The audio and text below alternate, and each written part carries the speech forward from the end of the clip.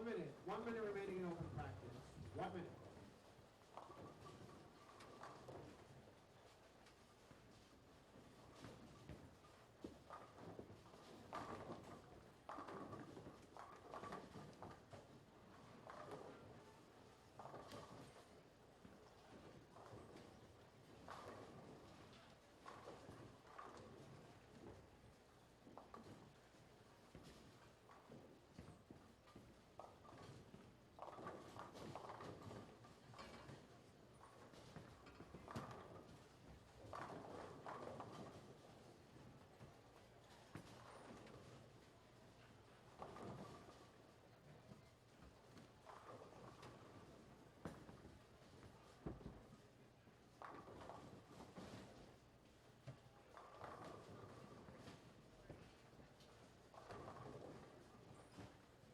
Okay, open practice is now over.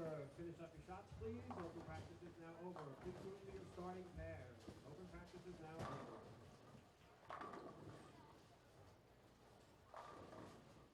Open practice now over. Please move to your starting pairs. As you know, today is best 4-7 Baker matches. The higher seed has choice of which lane they want to start the 5-minute practice on, and of course the higher seed has choice of which lane they want to start the match on. So please try to make that decision right now if you could, and I will let you know when the first 5 minutes of practice begins. Thank you.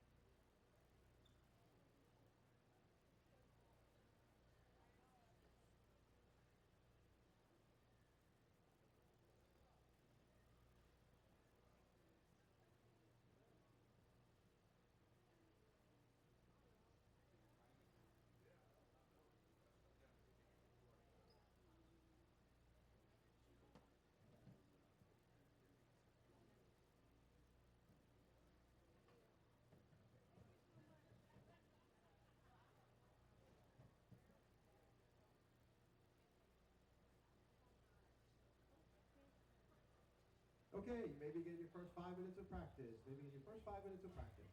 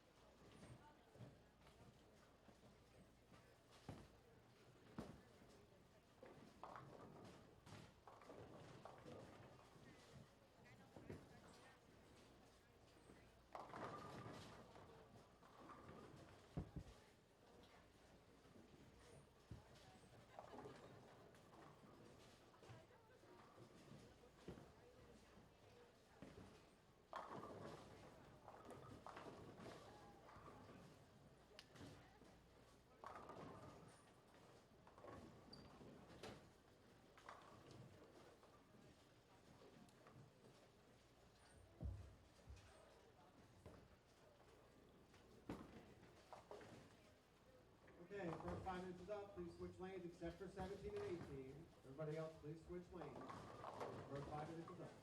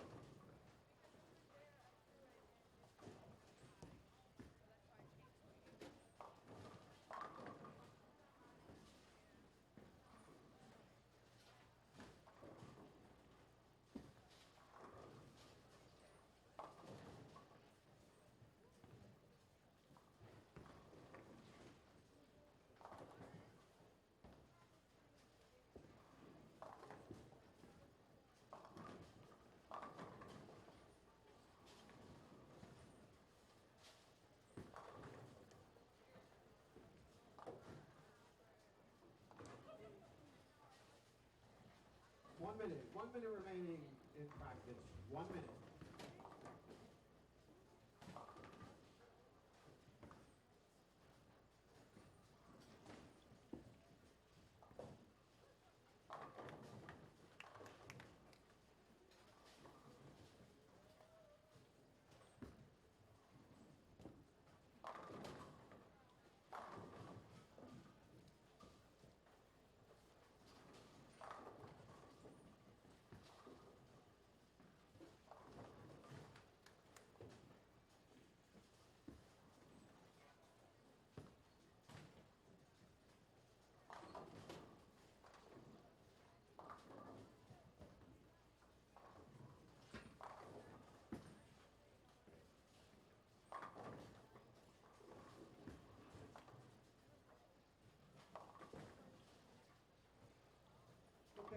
for 17 and 18.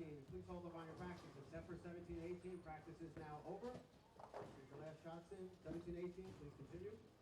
Practice now over for everybody else. Please reset to the first ball when you're ready.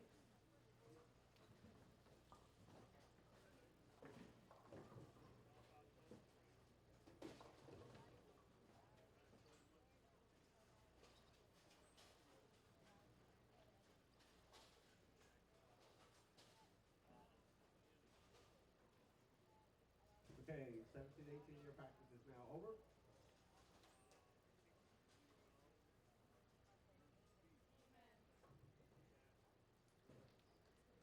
Okay, ladies and gentlemen, this is the best 4 of 7 Baker match. We have 3 of them today to determine the standings. The higher seed has choice of which lane they want to start the match on, and if it goes to a game 7, they have the choice of that lane. When the 2 teams are ready and the lanes have been determined, team on the left may begin their match.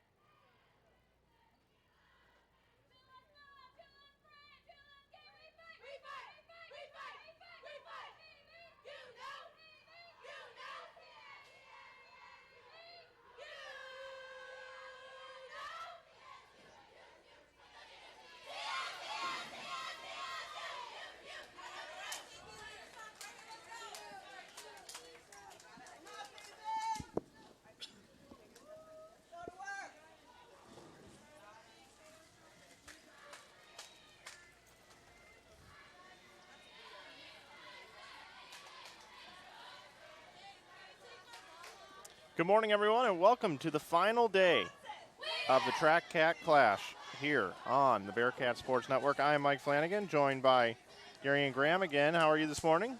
Doing good. Got a good night's sleep. Made sure to change my clocks. Doing good. Me as well. This is the 6th annual Track Cat Clash, hosted by Sam Houston State Athletics.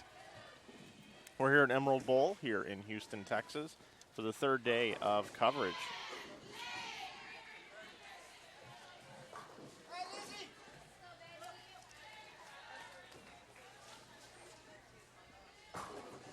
We were here Friday, and we brought you 30 games of Baker competition, which was the first qualifying portion of this event.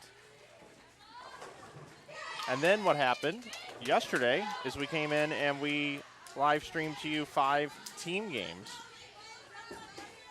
which concluded qualifying. Those 2-day totals combined seeded all of the teams, 17 teams in total here. And they are now put into what is called a modified bracket, in which there will be 3 matches today that we will cover for you on lanes 5 and 6, our featured pair that we've been bringing you the last couple of days. And in our first match here right in front of you, you see underway is Delaware State University and Prairie View A&M University. Delaware State comes into today in 7th position, and Prairie View A&M in 8th position. So they're bowling 7 games total possible. It's the best 4 out of 7, so the first team to 4 wins will advance in the bracket. The winner will go on to take on the loser of the 5-6 match, which means Delaware State and Prairie View have an opportunity to move all the way up to 5th position if they were to win their 3 matches today. Your leaders of the University of Nebraska, they've won the last 2 years, looking for the three-peat today. They average 199.3 per game as a team through 2 days of qualifying in the Baker and the original traditional 5-person format. Sam Houston State University, the hosts here, and our home team here on the Bearcat Sports Network, are in second position at 10,890 pins. And they are facing off currently right now at the other end of the bowling center here at Emerald Bowl. In third position is Vanderbilt University at 10,885, and Arkansas State University at 10,873 pins. So those four teams are seated in the top four bracket. So the winner of Nebraska versus Sam Houston State will then get a bye and will bowl for the title. And then the loser will go on to take on the winner of Vanderbilt and Arkansas State. And so on and so on. So we will either see our first three-time champion, because Sam Houston State University won this the inaugural year and then the second year of this tournament. University of Nebraska has won twice as well. So both teams going for to be the first three-time champions of this event. And Arkansas State University is the other winner from the first 5 years of this event. So University of Nebraska, Sam Houston State, and Arkansas State, the only teams to have won. And Vanderbilt University looking to be a first-time champion of this event inside our top four.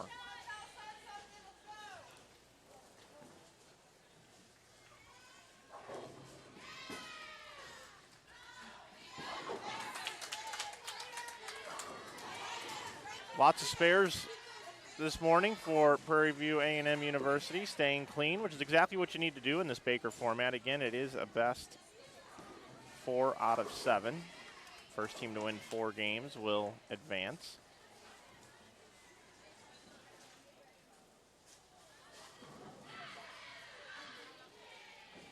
Match number 2 will feature the winner of number 5 Central Missouri and number 6 Stephen F. Austin versus the loser of number 3 Vanderbilt and number 4 Arkansas State. And then our final match today, you won't want to miss this. It will be the championship match right here on lanes 5 and 6. What's great about that is that we could see Nebraska and Sam Houston reunite for that from this first match also.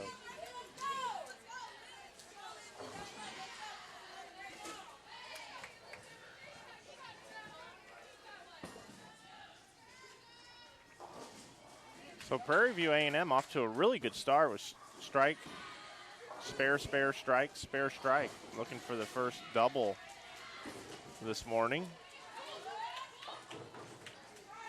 Just as I say that, comes in high for the split, 4-6-10. Delaware State, a couple of frames behind. It looks like they're looking for a bowling ball, a missing bowling ball currently. That's never good. But we've also got a lane issue. It looks like the lane issue is now resolved. But yeah, they're still looking for this missing bowling ball around here. Sounds like they found it.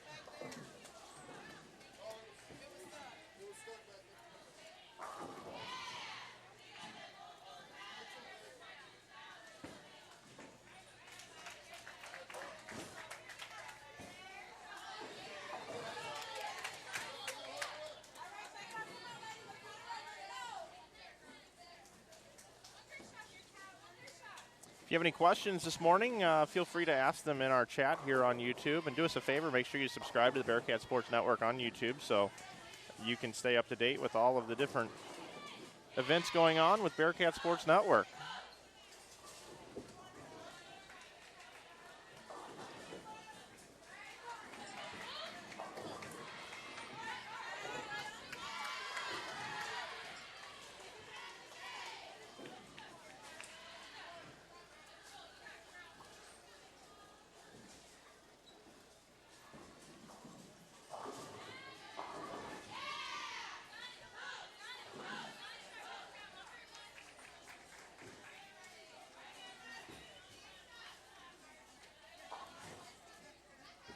All right, gets the count.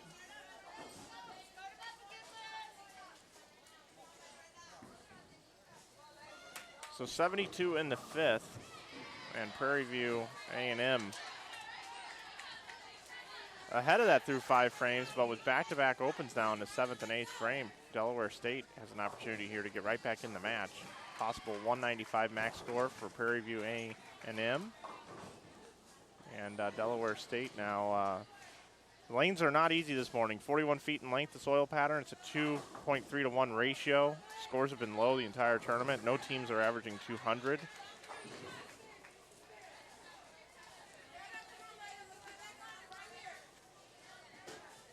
Emerald Bowl here played host to the very first NCAA Women's Bowling Championships back in 2004, where Nebraska went on to win over Central Missouri 4-2.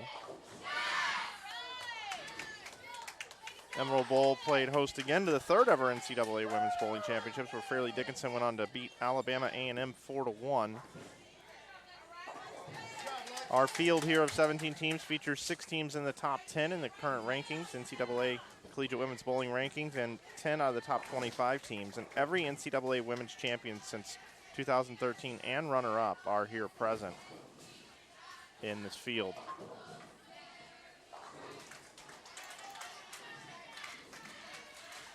So possible 185 max score for Prairie View A&M. Delaware State's going to have to throw at least 3 strikes in a row here at the end of the game to be able to take down Prairie View A&M.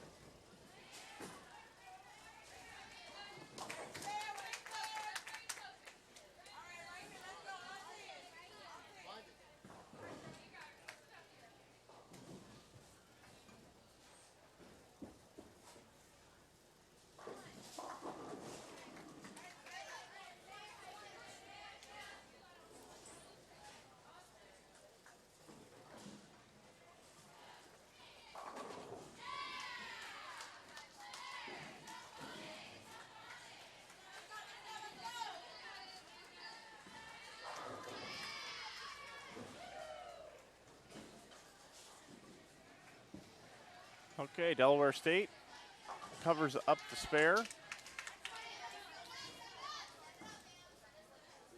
So big shot here in the 9th. Still a possible 190 left for Delaware State. Possible 174 for Prairie View A&M. It is 174 for Prairie View A&M. Delaware State. Oh, big 4.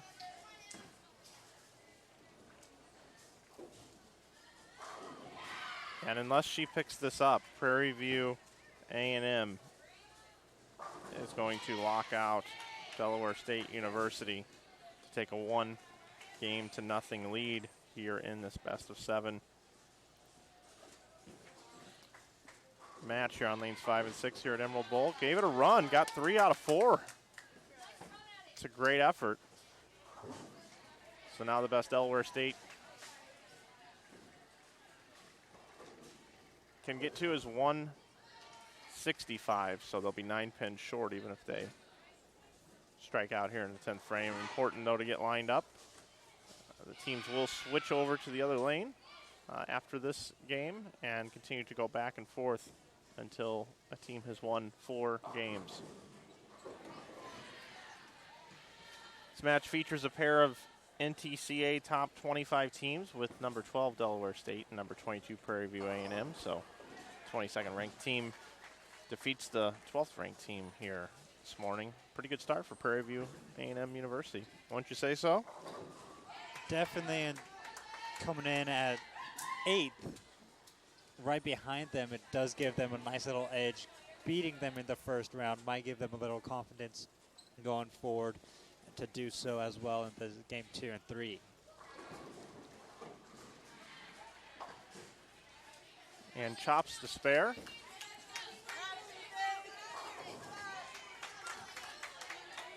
So 144 for Delaware State University. Prairie View A&M up 1 game to none. As they switch lanes. Great opportunity to talk about the sponsors here. Track Bowling, sponsor of the Cat Clash. If you're looking for a new bowling ball purchase, make sure you head over to trackbowling.com. Makers of the Paradox and the Cyborg. Track makes tremendous bowling equipment with a wide arsenal of products. Make sure you head over to trackbowling.com for your bowling needs. Find a bowling ball to help you achieve the highest scores yet on the lanes. And also want to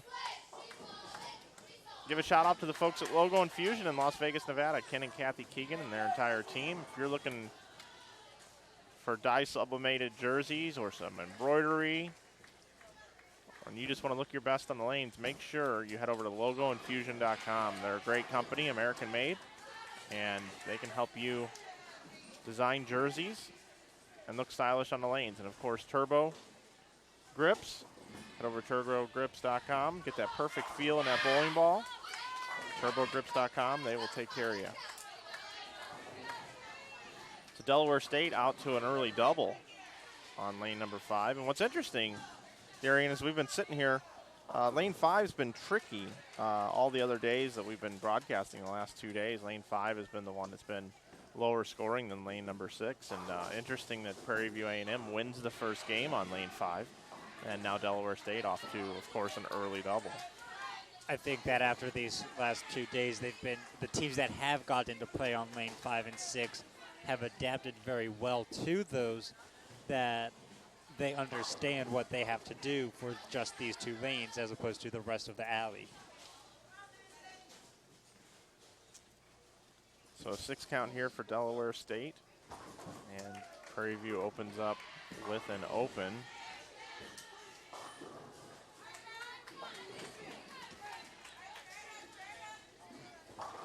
We did start a couple hours earlier today. Glad you're with us this morning.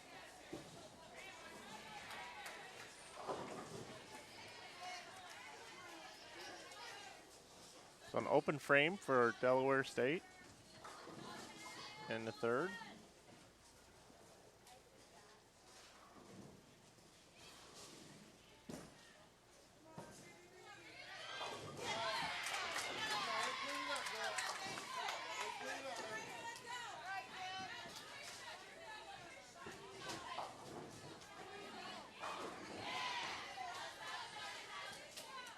And now a split for Delaware State. So Prairie View A&M, an opportunity here to get back in the match right now. And there's a crossover strike. In the Baker system, you know, everything could change in just 1 ball per team. If you're not familiar with the Baker format, I should probably let you know that the leadoff bowler bowls the 1st and the 6th frame. The second bowler bowls the 2nd and the 7th. The third bowler bowls the 3rd and the 8th. 4 and 9, and then what's called the anchor bowler, the 5th bowler, will bowl the 5th frame and the entire 10th frame, which is up to 3 shots. Okay, so strike in the 5th for Delaware State. A little emotion now being shown this morning. And with this split here in the 4th frame, Delaware State still in the lead. They are about a frame and a half ahead of Prairie View A&M. And there's a crossover strike for a double by the leadoff bowler for Delaware State.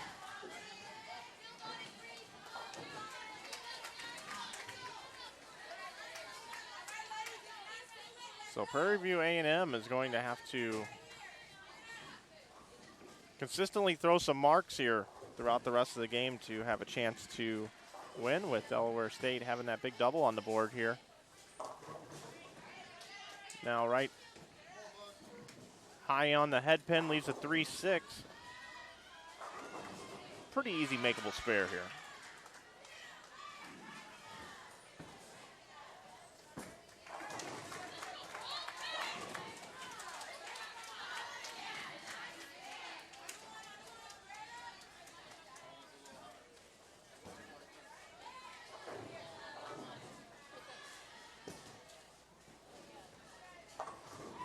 Ooh, that was really close to a chop, but converts the spare nonetheless.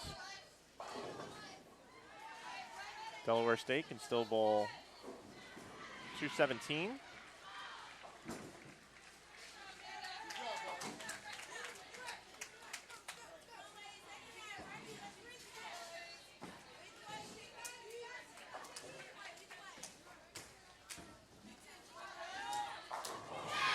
What a great shot for Delaware State right there. Perfect shot there in the 8th.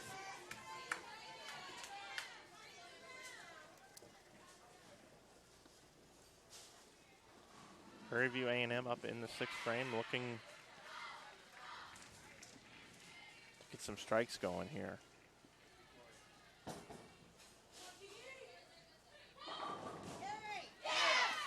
And the trip of the 4-pin gets the strike for the leadoff bowler. Nice comeback, nice recovery after that open in the 1st frame.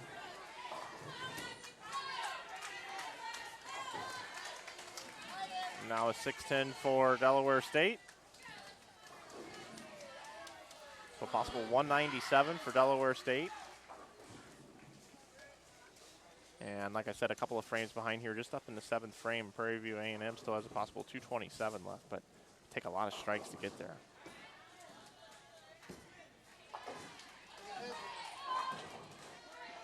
Crosses over for the 4-7-8.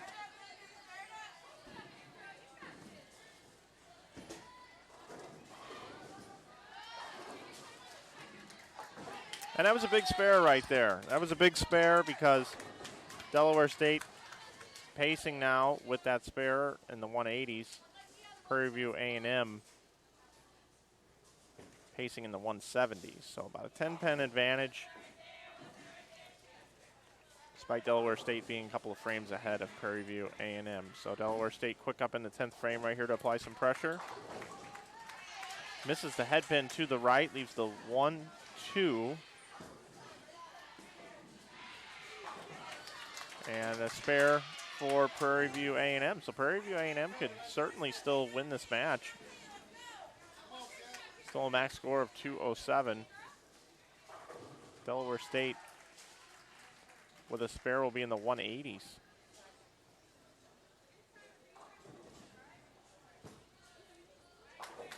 And she does cover it up.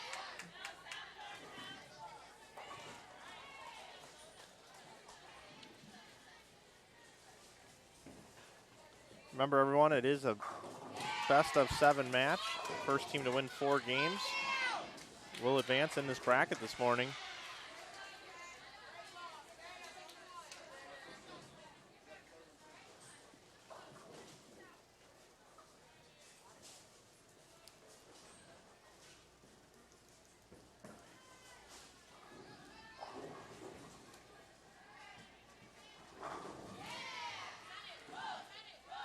And the fill ball now for Delaware State.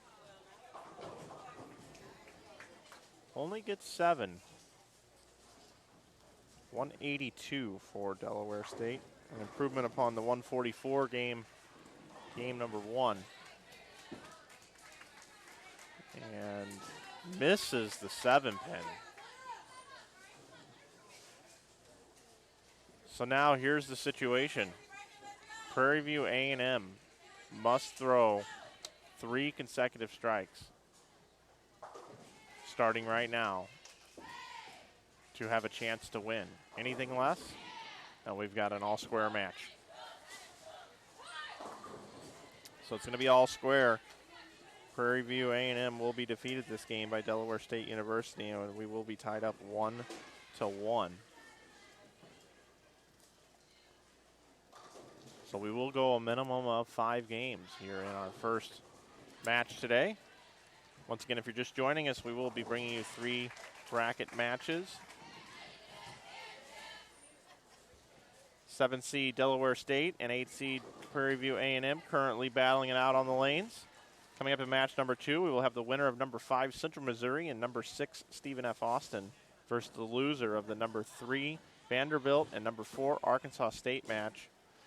And then our last match for you today will be the championship final match to see who's going to be our champion, which will be the winner of the number 1 Nebraska and number 2 Sam Houston State match, and another team to be determined as the bracket needs to play out.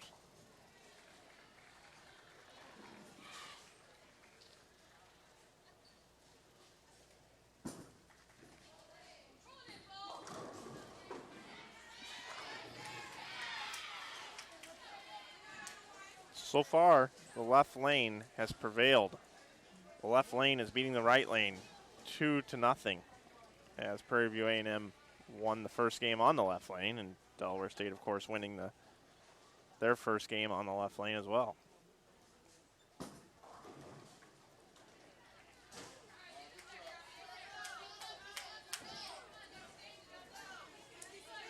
So that'll make it 142.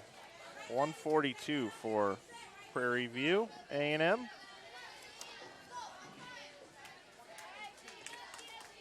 So the teams will switch lanes. Got our graphic updated for you. Nice job.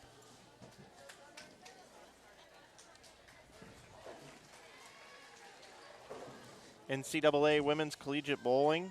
There's nothing better in bowling than the team competition. We talked about it yesterday as well with all the talent in the building here today. Future superstars of the PWBA Tour in the house.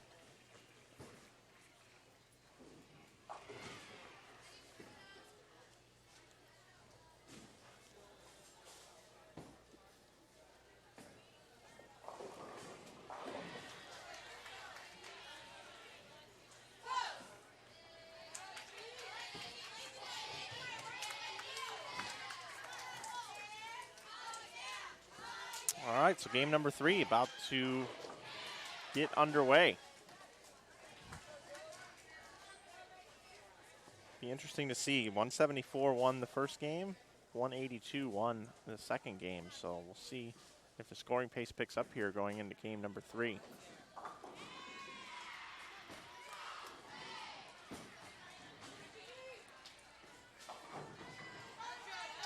Not too bad of an opening shot right there. It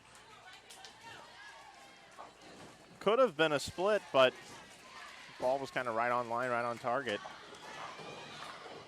Oh, and an excellent shot for Delaware State. Excellent opening shot. Unlucky to leave the 7. We've seen 7-pins be tricky to convert at this event because of all the oil on the lane. Ball just never hooks over into the 7, so we'll see if she goes hard and straight at it.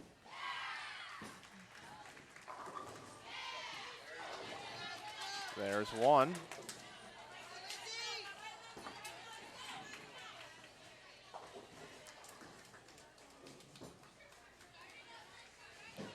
And misses it to the left. That's that hard and straight approach at picking the 7-pin, and you have to be really accurate, and your timing has to be just about perfect.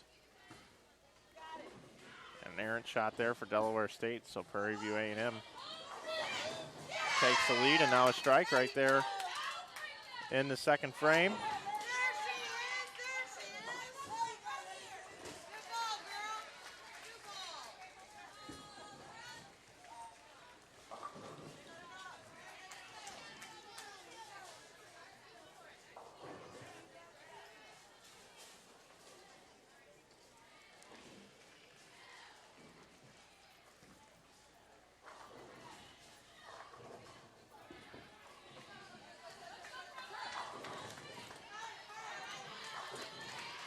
Out of trouble for Prairie View A&M. He's a single pin spare.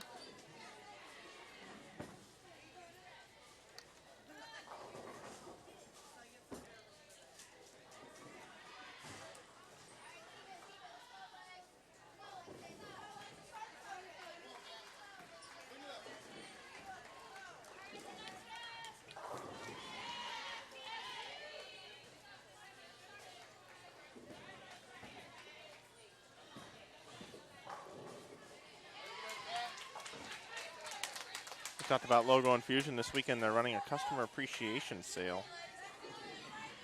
Use code CUSTOMERLOVE at checkout to save 10% off all weekend long.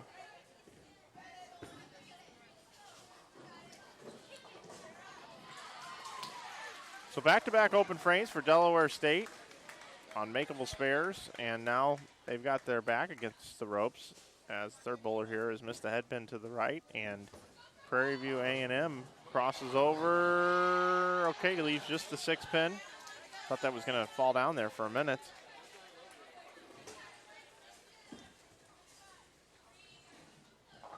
And now another open frame. 3 open frames in a row for Delaware State, and they've dug themselves quite a hole.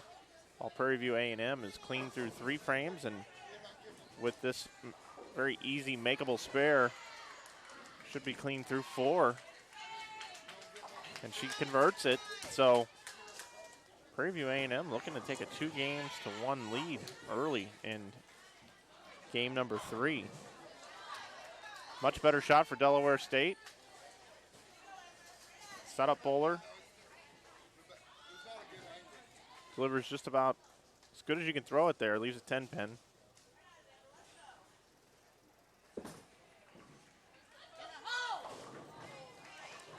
And now a nasty split here for Prairie View A&M.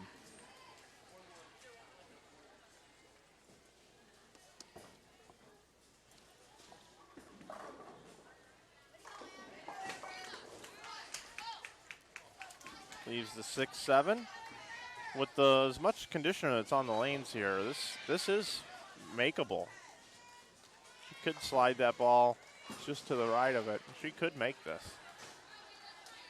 You know, as I said, the ball does slide quite a bit with this particular oil pattern that's out there, and that ball just slid way too much and right into the gutter. So 85 in the 5th now. Here comes Delaware State in the 5th. All right, and there's a strike for Delaware State. Build something on here.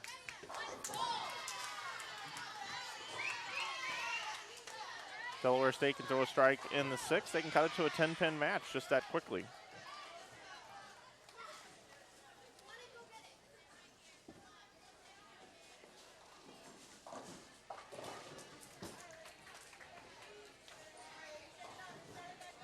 And now Prairie View A&M comes in light. 1-2-8-10. Delaware State looking to get themselves right back in the match. And crosses over for a strike. Not the shot she was looking for, but the result that they needed.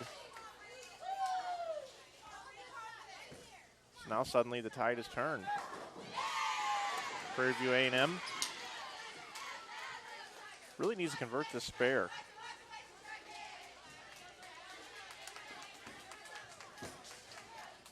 Gonna have to hook. Oh, and it did, and a good effort out there, but now 94 in the 6th. Delaware State can take the lead. And just like that, now staring at a split, possible open frame for Delaware State. Prairie View A&M can take the lead back.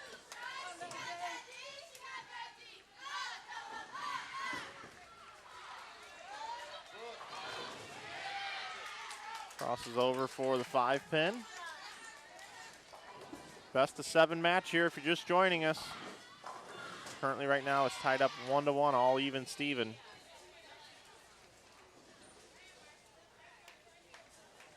Here in Houston, Texas at Emerald Bowl. They've been great hosts this week. It's our 3rd day in a row here at this event.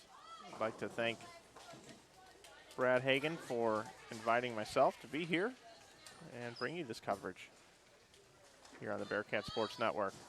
Oh no, and she misses the 5-pin.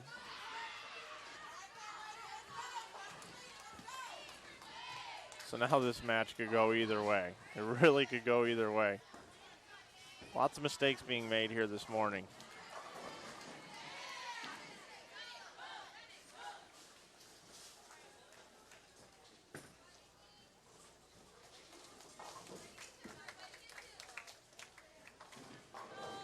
A lot of revolutions on that bowling ball, but a lot of speed, and the angles were way too open there. 3 off the right, Prairie View A&M. And now a chop spare for Delaware State. Who wants this match? It's hard to tell right now. Open frames down the stretch. Prairie View A&M got off to such a great start this game. And disaster. So 3-6 in the 8th for Prairie View A&M. 112 in the 8th, possible 172 max score. Now a strike for Delaware State, which was big. They can bowl 170. So it's a 2-pin match going into the 9th frame with Delaware State with a strike up on the board. Prairie View A&M looking to match it with a strike right here. That was one of the better shots we've seen from Prairie View A&M. Up the lane. And now Delaware State up quickly. Has an opportunity to close out game number 3 and take a 2-games-to-1 lead. Comes in light for the 2-pin, so still life for Prairie View A&M.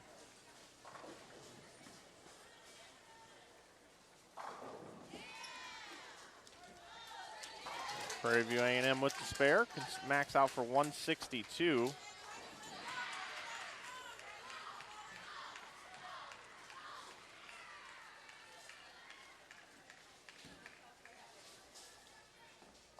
Delaware State with spare strike would be 150. So Prairie View A&M on the spare needs good count, spare, and good count to win.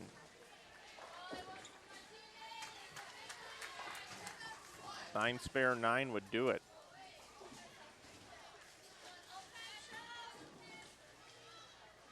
Actually, if Delaware State strikes, 9 spare 9, I believe, would be a tie at 150.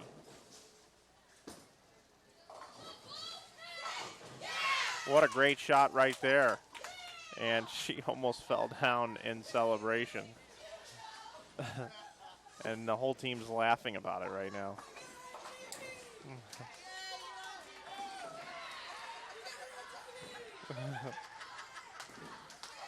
So now the anchor bowler for Prairie View A&M, she just needs to get 8 pins and 2 balls, and Prairie View A&M will take a 2-games-to-1 lead.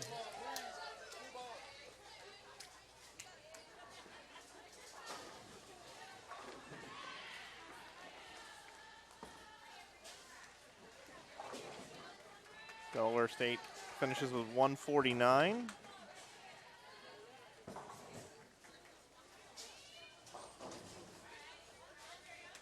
So 8 pins and 2 balls here. We'll get the win for Prairie View. And there's a strike. Perfect. Prairie View A&M takes a 2-games-to-1 lead. And what's interesting is the left lane, the team that's been on the left lane has won each one of the first 3 games of this best-of-7 match. First team to 4. Games bowled on the right lane. Delaware State opened up with 144. Then Prairie View A&M bowled 142 on that lane. And now we just saw 149 bowl on lane number 6. As opposed to lane number 5, 174 for Prairie View A&M, 182 for Delaware State University. And now 162 for Prairie View.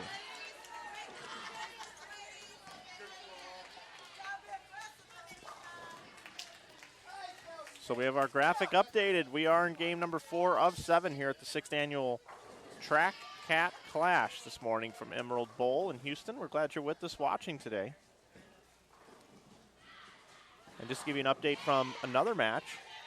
In the 1-2 match, Sam Houston, that's right, your Bearcats have taken a 3-0 lead on Nebraska. 247 to 189, 187 to 178, and 200 to 189. So remember, the winner of that 1-2 match will be in the finals and have an opportunity to win this tournament. So thanks for the update there in the chat. Looking forward to finding out what happens down there. But Sam Houston taking a 3-0 lead on Nebraska. Nebraska with their backs up against the wall. Doesn't mean that Nebraska can't still bowl in the championship match. They will just need to win their next match to be able to get into the final.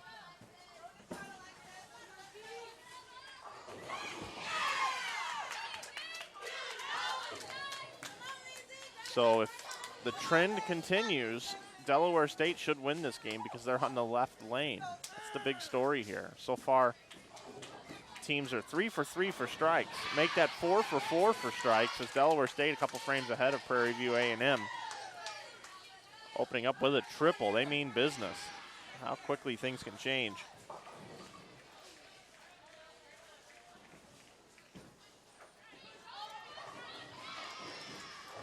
Oh my. That is an extremely difficult split and an unusual leave. The old 2-7-8-10.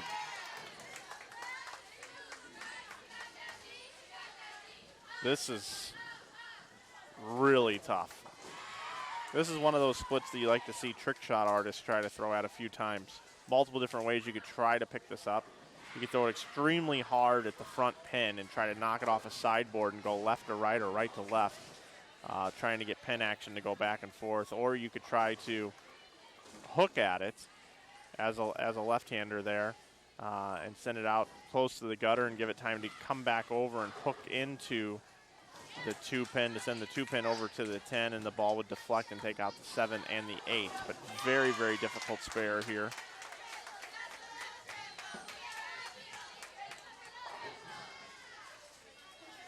Getting 2 out of this is not easy. Wow, and she gets 3 and almost picks it up. Really good effort out there for Prairie View A&M.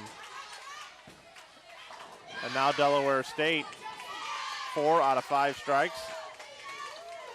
And in the fourth frame, a 9 spare. So Delaware State looking to even this match up at 2-2. And they're already 5 frames in. Prairie View A&M just now up in the third.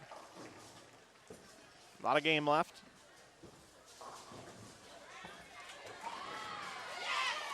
Prairie View A&M with a strike.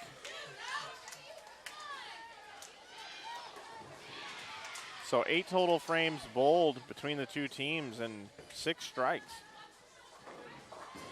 Scoring pace picking up. Just as I say that, Delaware State comes in light for the 1-2-4-8-10. Prairie View A&M comes in light for the 1-2. Easy to do. We've been talking about the oil pattern. Very demanding, very challenging here this weekend. And that's what you see when you miss just to the right. You'll leave a head pin combination. Both teams doing that right now.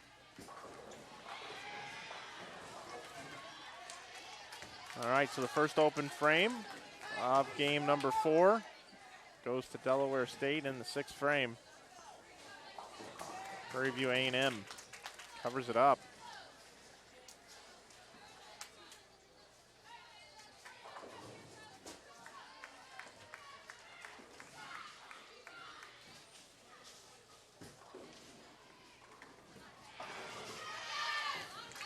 And a strike for Delaware State, which is big coming off of that open.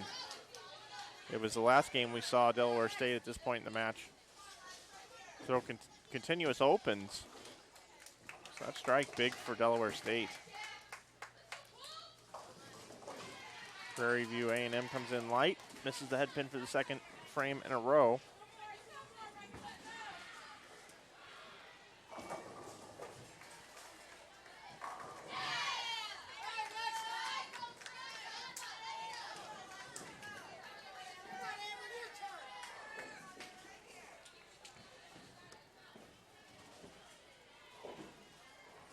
Once again, we'll have 3 matches for you. After this match, match number 2 will feature the winner of number 5, Central Missouri, and number 6, Stephen F. Austin, versus the loser of number 3, Vanderbilt, and number 4, Arkansas State.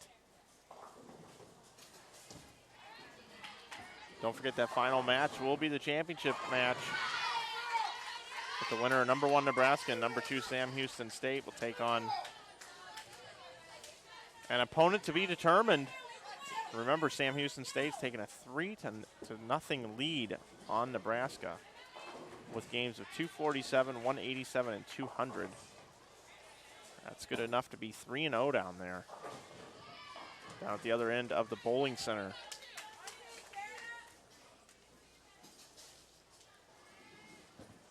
It's pretty safe to say that Delaware State is going to win this game.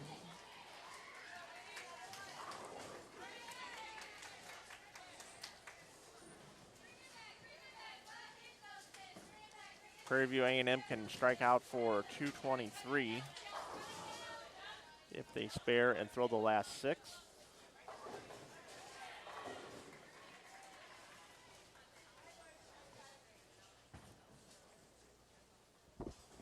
Spare strike here for Delaware State would make it mathematically impossible, no matter what Prairie View A&M does in the 7th, 8th, 9th, and 10th, to win.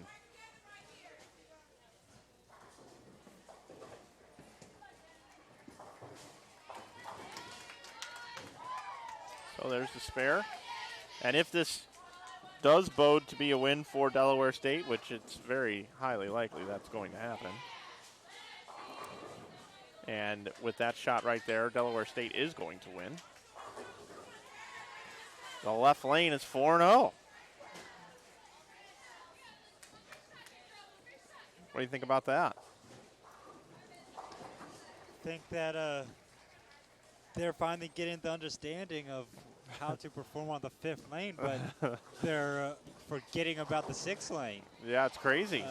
They're taking the same addition, what they learned in the 5th lane, adapting and doing that on the 6th lane, but it's not the same thing they need to do.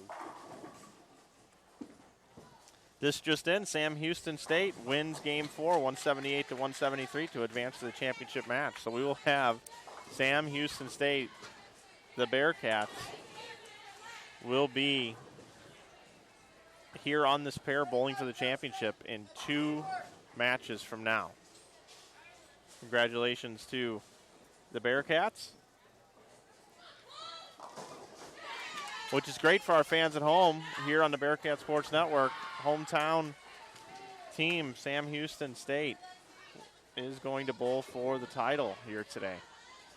That gives them a nice little break also between for the next round of games. Sure does. They can run to IHOP or Denny's or wherever they need to go, and of course they won't do that, but No.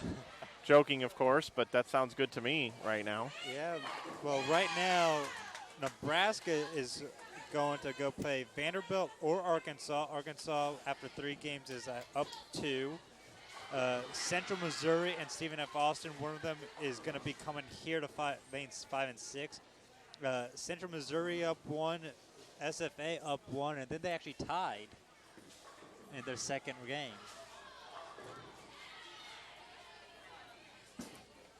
Where are you getting these score updates from? I've been going over down there and okay.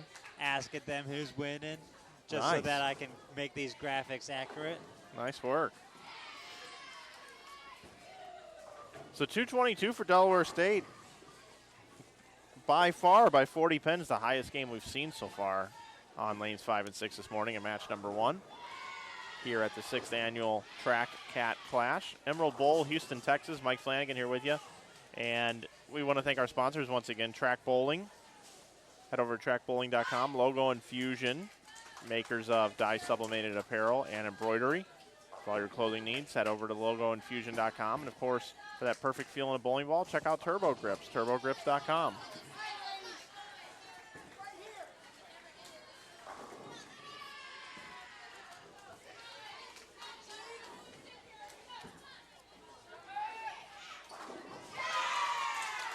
So we will rotate lanes and go into game number 5, all square.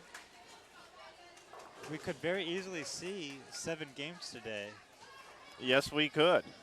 We're going to at least see 6. We know that. So what was a best of 7 becomes a best of 3.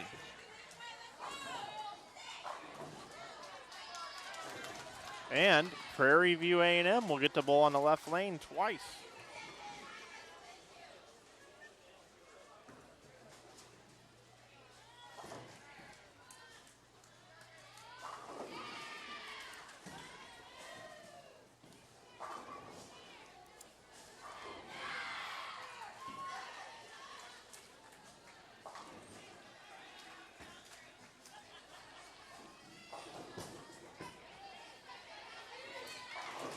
And it's the left lane, so you know they're going to start with a strike, folks. See what Delaware State can do on the right lane. I'm going to make a bold prediction and say that Delaware State figures out the right lane and bowls a formidable score. And there is a strike to get started.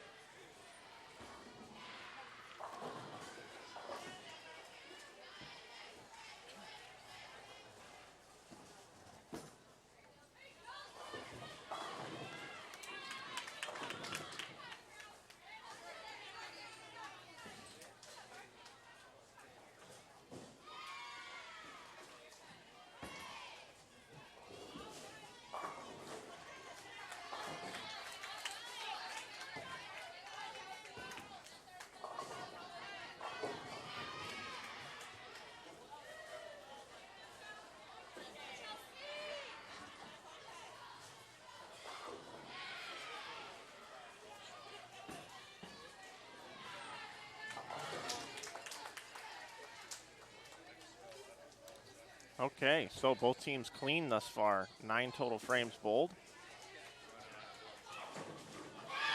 And a big strike there for Delaware State. We've got ourselves a nice match going on here in game number 5.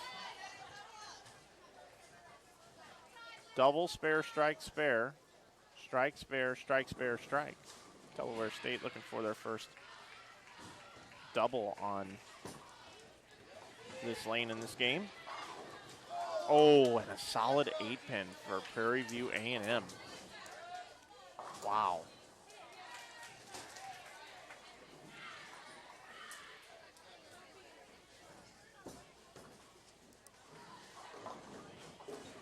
And now Delaware State right through the nose for split.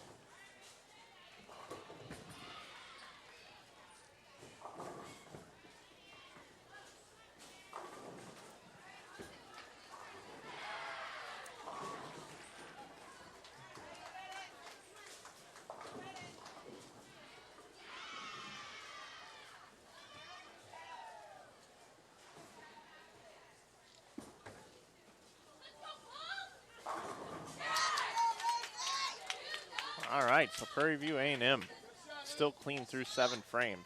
Delaware State's going to have to throw some strikes here. They're going to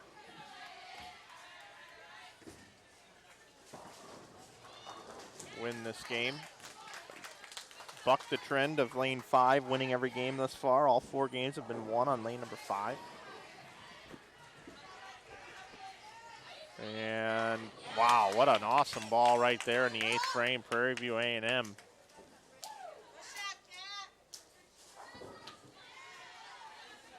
Prairie View A&M can still bowl 247. Delaware State crossing over to stay alive. Still bowl 218. Anything can happen here.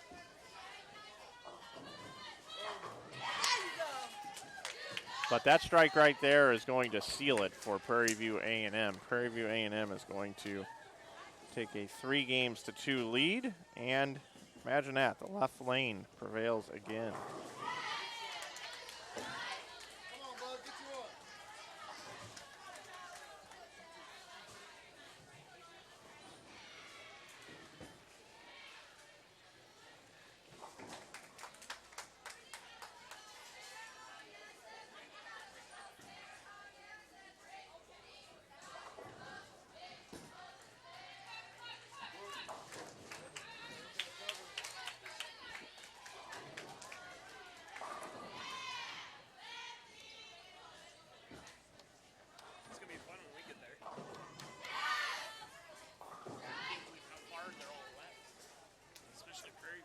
They just really moved left on the left lane this game. Yeah. The left lane has won every game on this pair so far.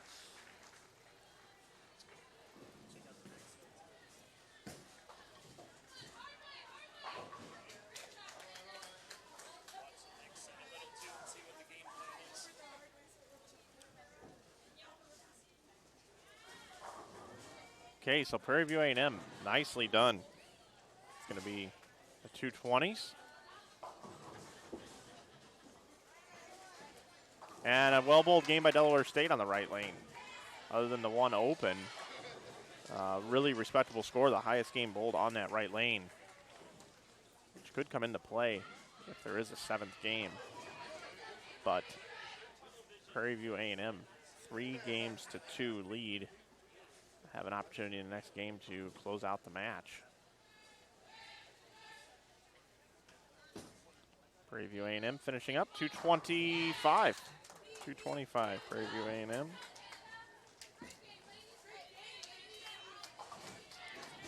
And a good score on lane 6 by Delaware State. Make that 205, I believe. 205. Scoring pace picking up, 225 to 205. So game number 6 coming up. Can Delaware State continue to keep the trend going on the left lane and tie things up and make it 3-3, or will Prairie View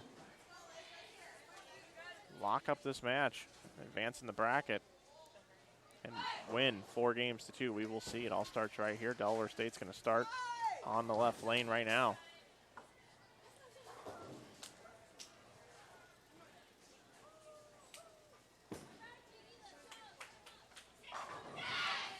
And there's a strike. No surprise. Left lane, Delaware State starting out with a strike. Now Prairie View A&M trying to close out the match. Starts right here, lane number 6. Lead-off bowler.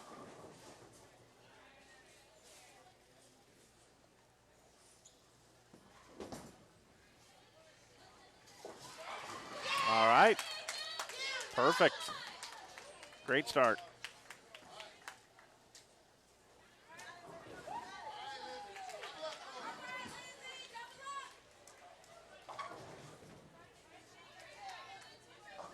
Okay, 6-7-10 now for Delaware State. Have to slide that over there. I think we're going to see one of these made before the weekend's over. Just because of how slick the lane surface is, that ball likes to back up at the end. It can slide it right over. Saw earlier the Big Four attempted and took these 3 pins exactly out of the Big Four. And now Prairie View A&M starts with a double on lane number 6. And we've seen that a couple times now where the bowling ball just slides right off into the gutter on lane number 5, attempting a split like that twice now this morning. Prairie View A&M. Surprised that ball didn't get into the pocket. Just leaves the 2-pin. Pretty good shot.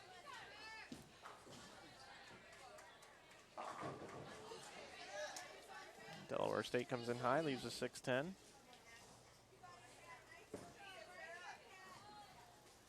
We'll have an Arkansas State update for you here in just a minute, Lee. Darian's actually out right now getting the scores and finding out exactly what's going on, and he'll report back here in just a moment.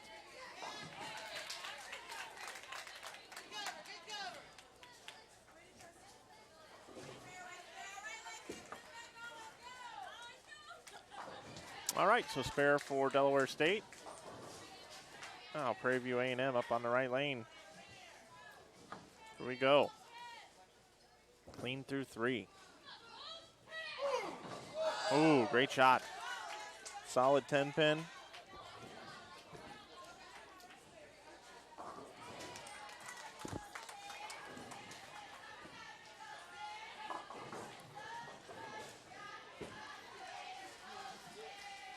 Now the big 4 for Delaware State.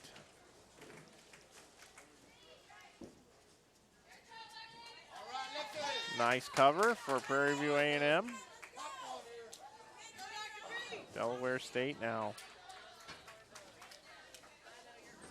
starting to get their backs up against the wall here. Good count on the split.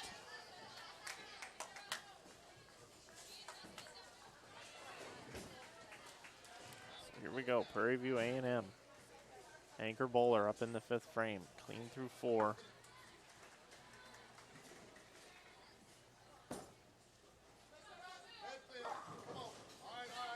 Okay, leaves the baby split to 3-10.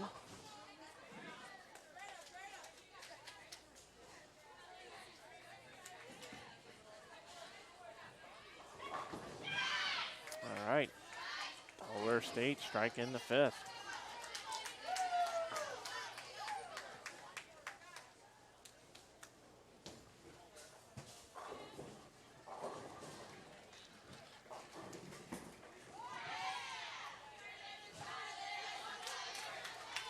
Wow, misses him completely.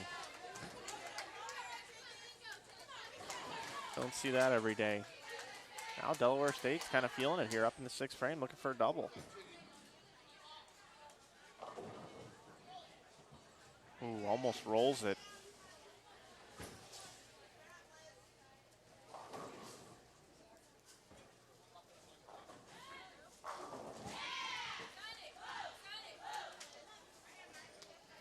Match currently right now less than 10 pins difference.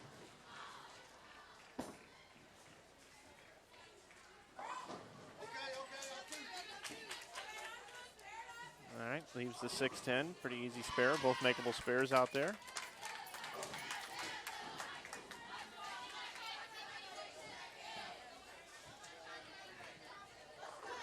My man Darian's back with an update on some scores. What do you got for us? All right, so Vanderbilt and Arkansas came down to the wire, ending 210-207 with a nasty split for Arkansas, leaving them not able to finish up. So Arkansas is up 3, Vanderbilt 2. But they had a chance to close out the match, and you're telling me that there was a split in the 10th frame? They did. They had a 4-7-10 split, and was only able to get the 10-pin down, leaving them at 207, unable to get the spare going into the last frame of the 10. Central Missouri and Stephen F. Austin, SFA closed out 2-10, if I remember correctly, and Central Missouri was in the 9th frame with 137. So we got Central Missouri 2, SFA 2, and then a tie in that 2nd frame still. Okay. We were waiting on a score correction down here.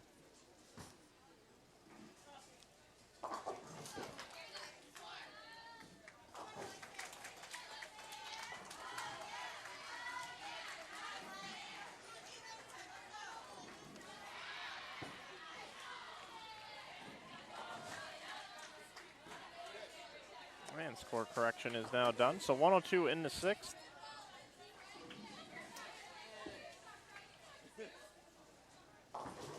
Prairie View A&M looking to close out Delaware State here. Be the first win on the right lane, as we've been talking about. We're happy you're with us here at the 6th annual Track Cat Clash, hosted by Sam Houston State. The Bearcats, they're going to be in the championship match as they defeated Nebraska 4-0 in that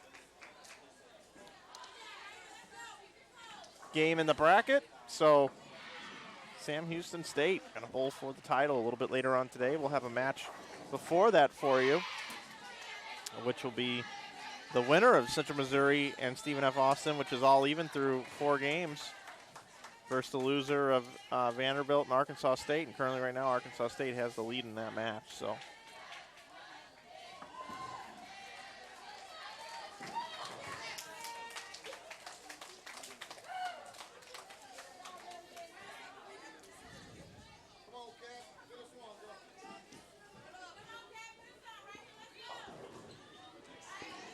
and now Delaware State not doing anything to apply pressure, just filling frames, 7 counts.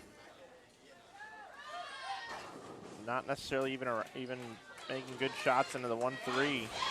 And now a big shot there. Awesome shot by Prairie View A&M in the 8th frame. Possible 2-12 still left. Delaware State can only bowl 169 if they were to strike out spare here. Prairie View A&M going at a 182 pace. As I said, the best Delaware State can do is 169. And a strike for Prairie View A&M right there is pretty much going to seal this. Prairie View A&M is going to advance in the bracket and move up, as they are going to take down Delaware State 4-2. Delaware State comes into this event ranked 12th in the country, Prairie View 22nd in the country. So this is an upset, folks. This is an upset coming into today in this event. Delaware State, the 7th seed, Prairie View, the 8th seed, upsetting Delaware State. And Prairie View's just done what nobody's been able to do, which is win a game on the right lane.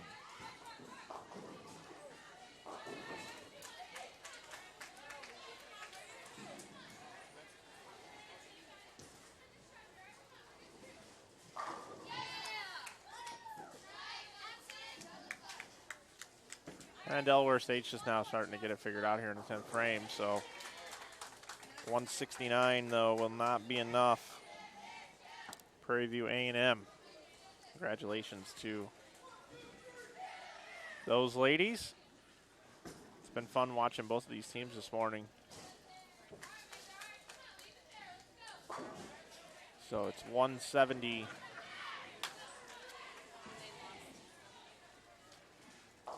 173 for Prairie View A&M on the right lane. And they get it done. 4-2.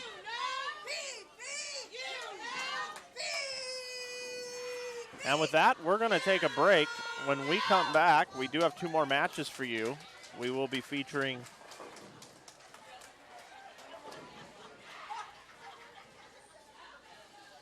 the winner of number 5 Central Missouri and number 6 Stephen F. Austin versus the loser of the number 3 Vanderbilt, number 4 Arkansas State match. So we will be back with that. And yes, Bearcat Sports Network, Darian chasing down the scores from all around the house. Add them to the all-tournament team. I second that. So hang out with us. Probably be about 15 minutes, and we will be back with more action with match number 2 featured for today. And don't forget, your Bearcats swept Nebraska 4-0. They're going to bowl for the championship in 2 matches right here on the Bearcat Sports Network. We'll be back.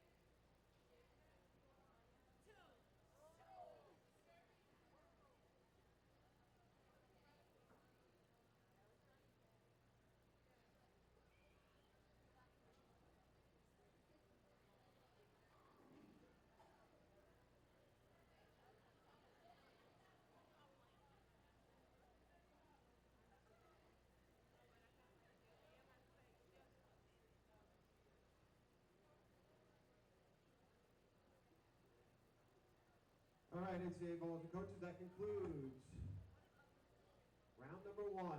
Please move on to your pairs based on the results of round 1. You should have the sheets with you. Please move to your starting pair for round number 2.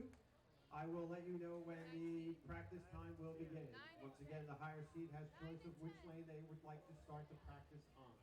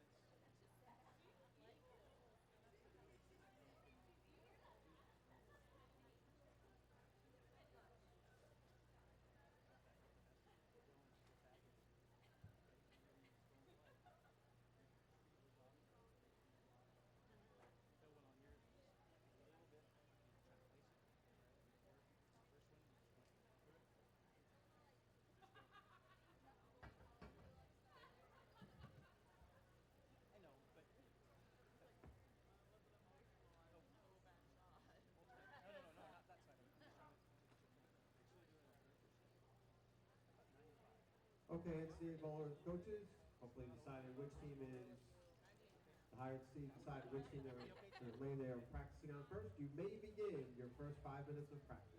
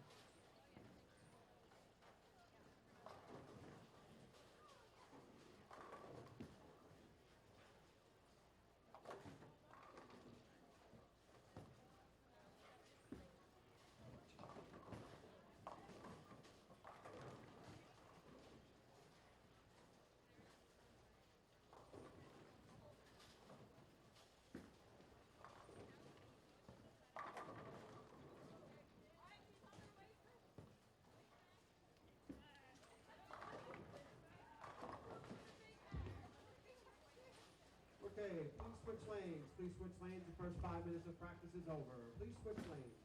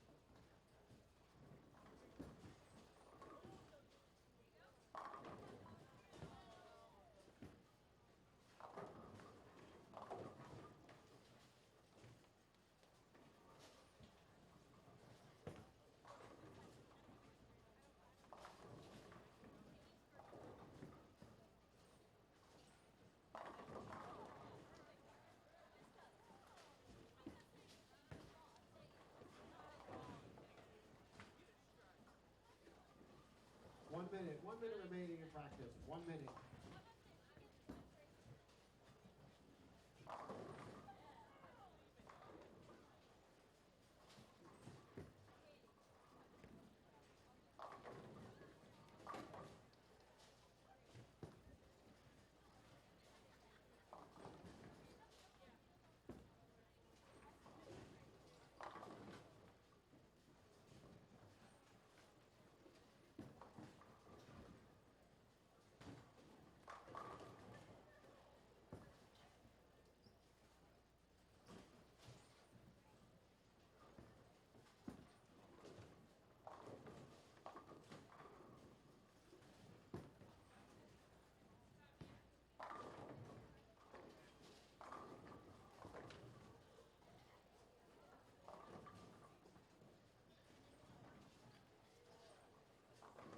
Okay, practice is now over. Please finish up your shots if you're on the approach. Practice is now over.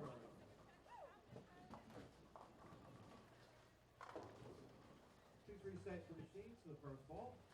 Higher seed, again, as you know, has choice of starting late. Also, if it goes to a game 7, you also have choices at that point. Okay, when you are ready to begin, you may begin round number 2.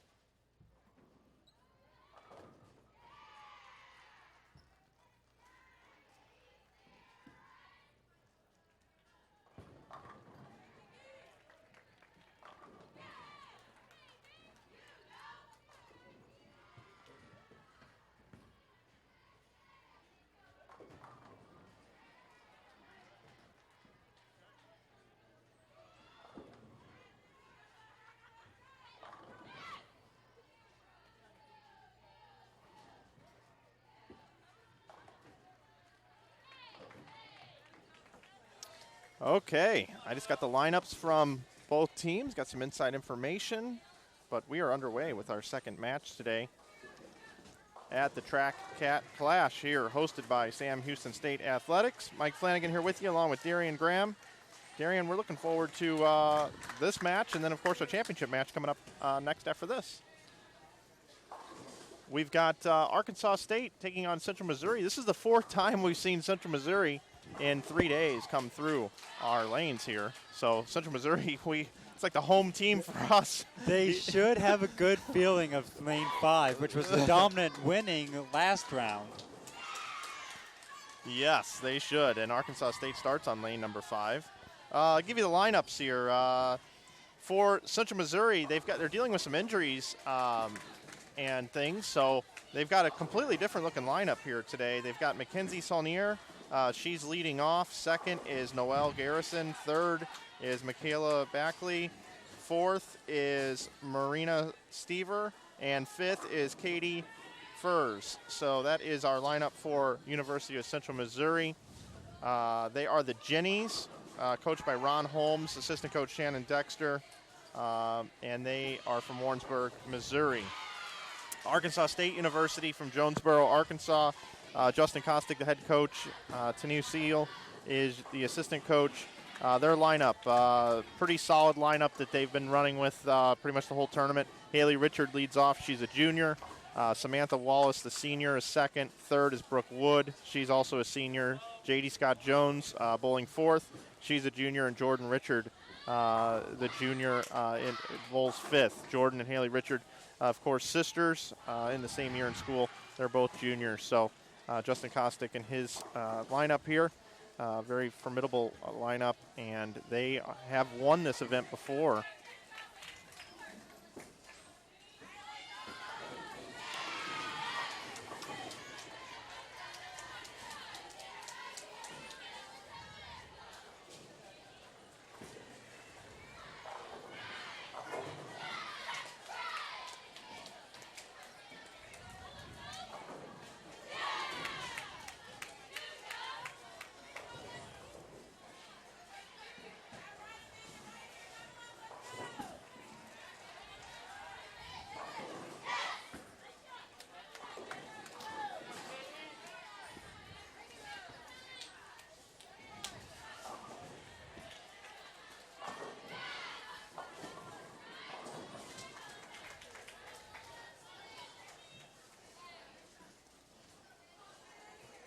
Central Missouri with the different lineup off to a really good start here. Double, 9 spare, double.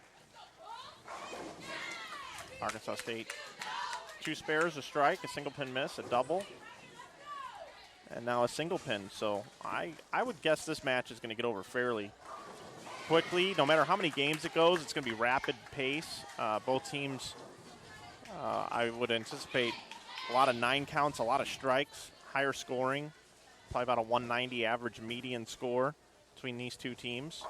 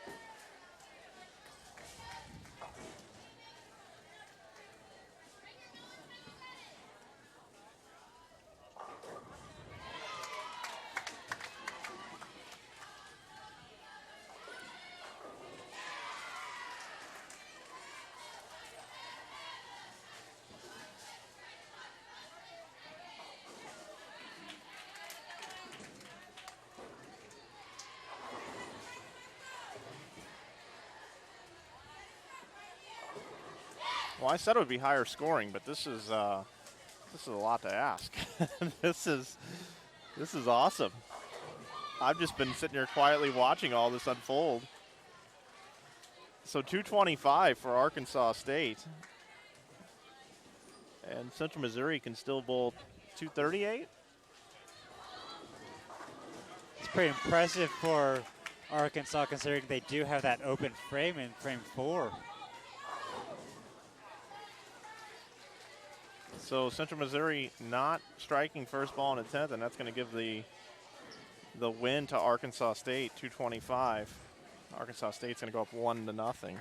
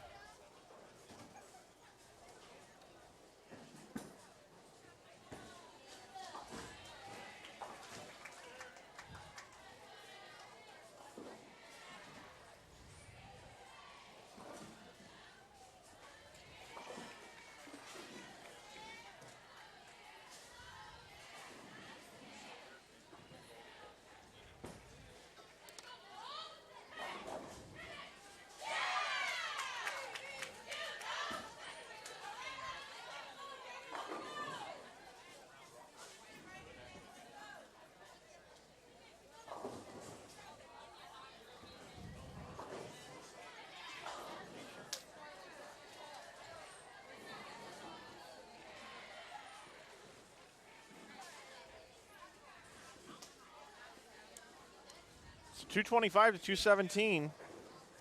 217, a losing score. And guess what? 217 bowled on the right lane. As we've been developing that story, 225 on the left lane.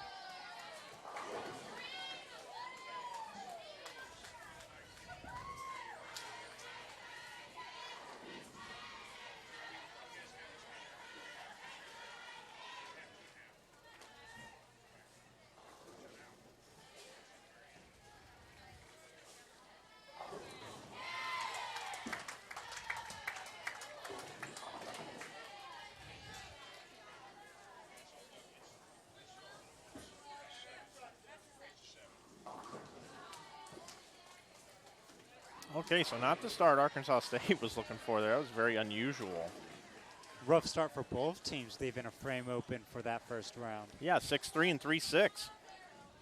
You don't see a 3 count by either one of these teams very often, unless it's just a completely errant shot.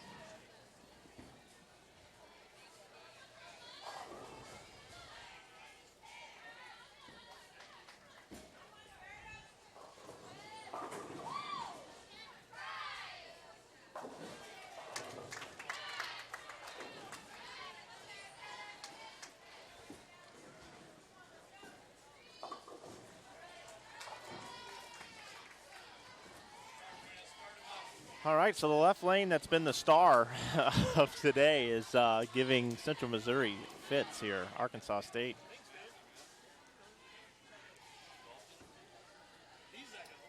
Making its way through on the right lane. Open spare strike, looking for a double here.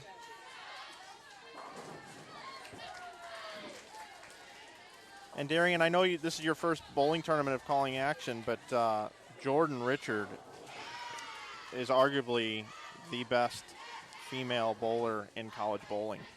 Anchor bowler right there who just delivered the double.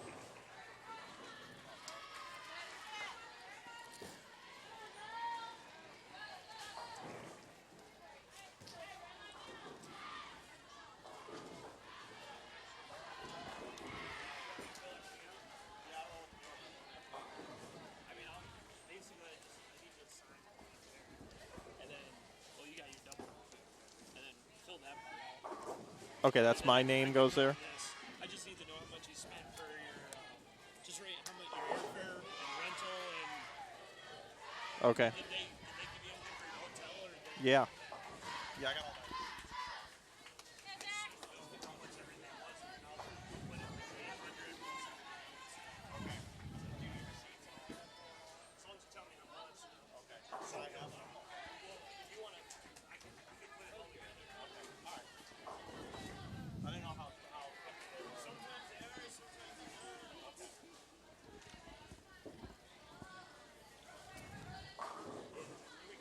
Okay.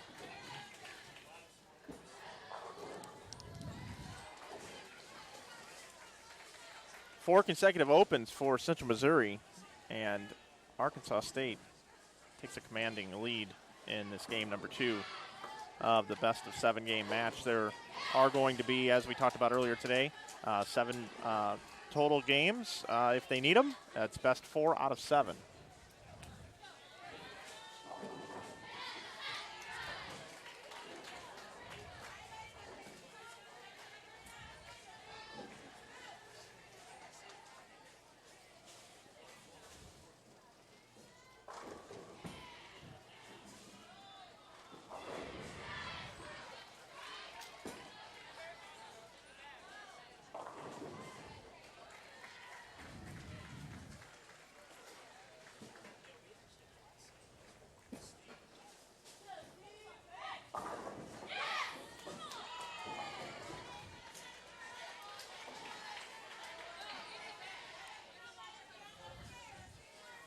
Central Missouri with strikes in the 5th and the 6th, looking to try to charge a comeback here. Well, that's a big spare there for Arkansas State, so possible 135 in the 8th would give them a max score of 195. Central Missouri can still bowl 216, but that would take the last 8 strikes to get there, so they are 1/4 of the way there, though, right now. Not impossible, still mathematically possible. Comes in high, 4-7.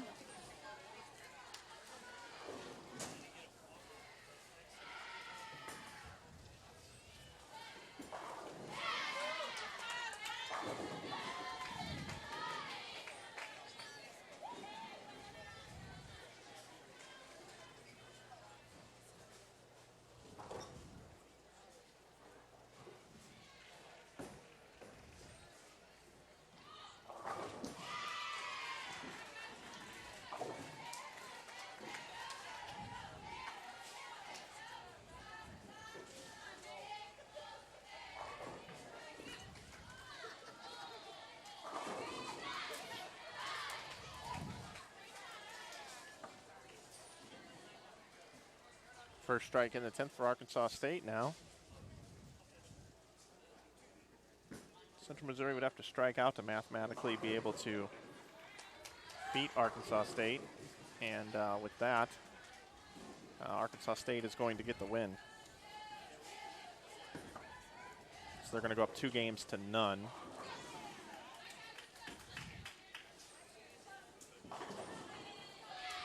And with that strike, it is for certainly an exclamation point on that. Going to be in the 190s.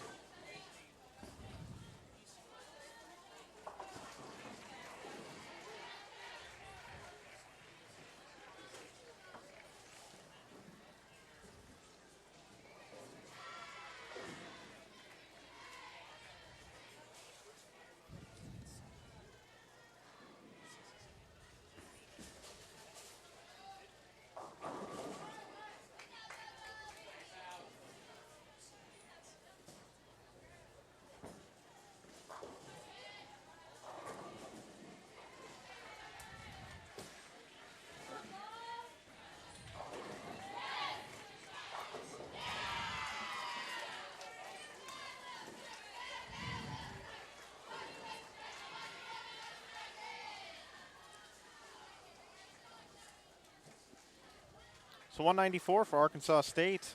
They go up 2 games to none. University of Central Missouri can get to 183.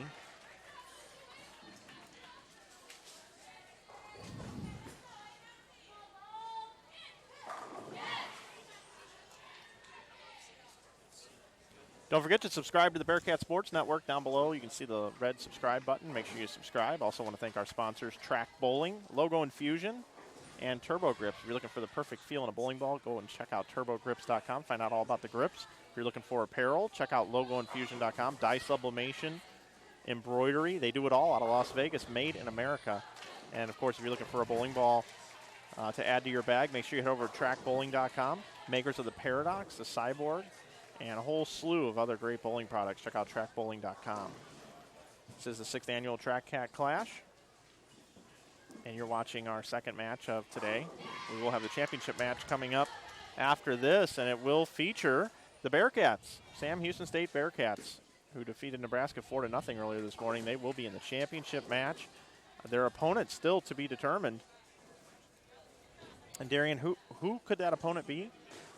Nebraska or Vanderbilt. I'm just about to go over there right now to see what their stats are as we head into our game 3. 172 for University of Central Missouri. They're down 2-0 now. Arkansas State with games of 225 and 194, going up 2 games to none. Arkansas State going over to the left lane, and Central Missouri heading over to the right lane.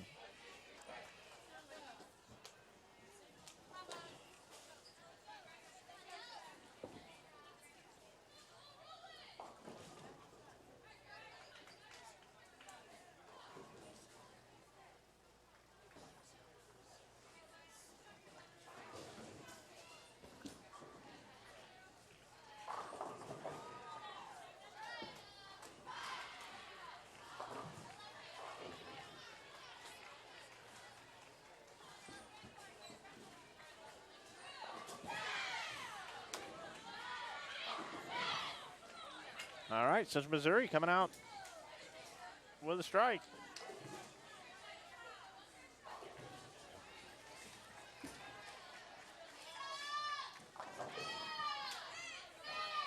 All right, and a spare for Arkansas State.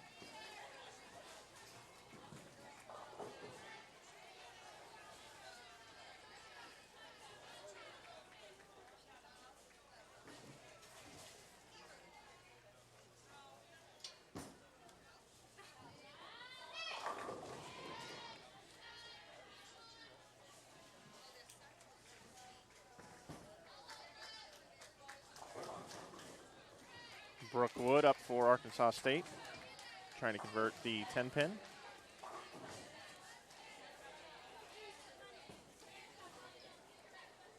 Once again, Arkansas State leadoff bowler Haley Richard, Samantha Wallace bowls second, Brooke Wood third, J.D. Scott Jones fourth, and Jordan Richard fifth.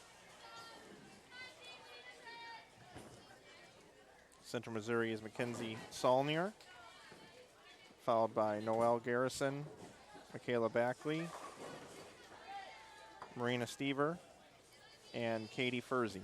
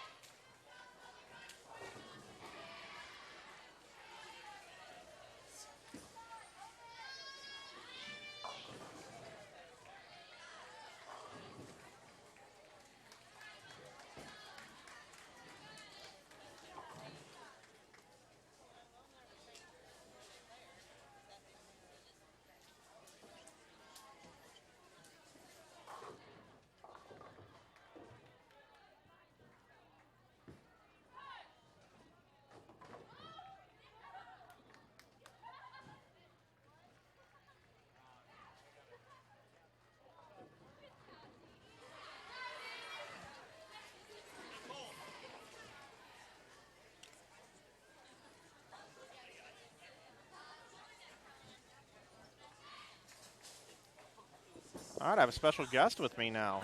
Mark London runs a pro shop here.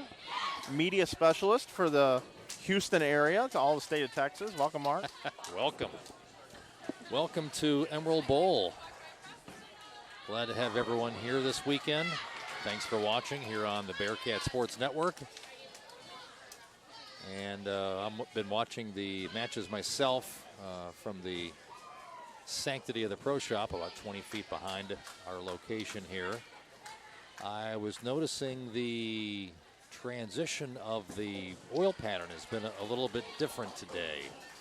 But the back end seems to be a little bit tighter, except if you're in the right zone of the lane, then it's just fine. Right. Because we saw earlier in the first couple of matches, balls that would get outside 8-9 at around 45 to 50 feet. Yeah, 3 off the right. With three off the right. Now, for those of you watching, if you notice right in the middle between 5 and 6 down by the pins, there's that little triangular box. That's the inside that is the sensor that picks up the pinfall. That's 50 feet down the lane or 10 feet in front of the head pin, so you can gauge your distance and depth perception off of that. So if the ball gets a little bit in front of that, ooh, almost a split conversion there. The if it gets outside 7-8 board, you'll be lucky to touch the 3 pin. So you have to keep your angles fairly closed. Rolling it somewhere between second and third arrow up front, maybe out to 10, maybe 9 if you have a few revs, and just let the core tumble the ball into the pocket. Now, maybe at the end of this match and the following match, we'll see players bump in a little bit. But as I've noticed on lane 5, as what's happened here last year and the year before, there's that little hook spot that'll start to open up, start to create a little sharper, a little more open angle to the pocket. And if it gets to be just the right size, you could see some nice scores off of lane 5. That might be the more advantageous of the 2 lanes. Oddly, as we saw the first couple of matches, we had what, four of the first six matches, some decent 200 games, and all winners were rolled at that point. Yep, absolutely. And Central Missouri with a little bit of a different lineup here, with some of their starters dealing with some health issues. That's right. They had to make some changes there. Right now they've got their backs up against the wall here a little bit with a really tough Arkansas State University team with the 5 bowlers they have in their lineup. They bowl together all the time. It's kind of their starting 5 pretty religiously here.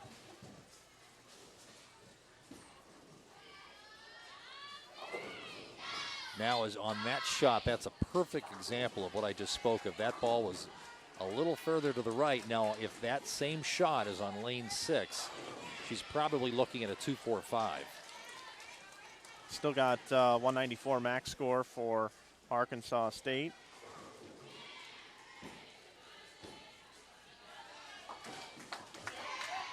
And 215 for Central Missouri, a couple frames behind, or a frame behind. Arkansas State up quickly. And as I was mentioned, Jordan Richard, one of the best female collegiate bowlers there is in the country right now. Anchor bowler for Arkansas State.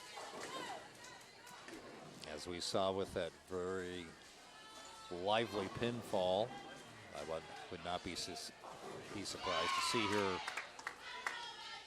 be as creative with these last 2 shots. Definitely a candidate for All-American status this year.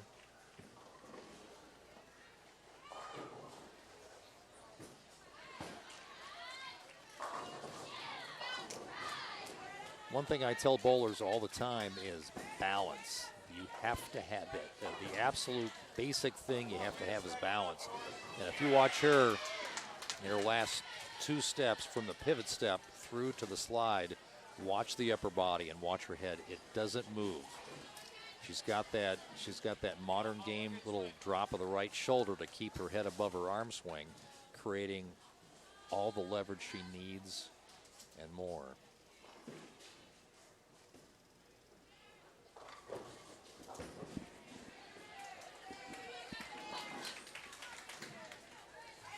It's just fun to watch the younger players. Of course, I, as a crabby old man, can say that. Just look at that balance. Yeah, she fell off a little bit, but I tell you what, the more things that are good in the approach, you can afford yourself a little margin of error, which she did there. 194 for Arkansas State.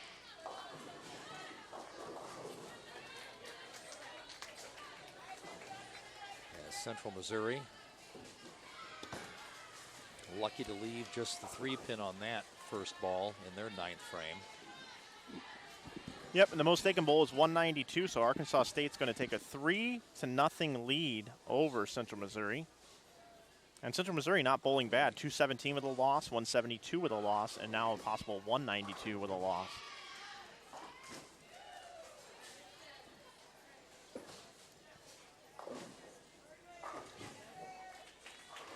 Now this is where Central Missouri has, each individual player has to dig down a little deeper.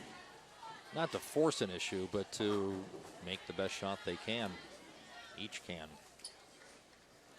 Not always the easiest thing under competition this late on a Sunday.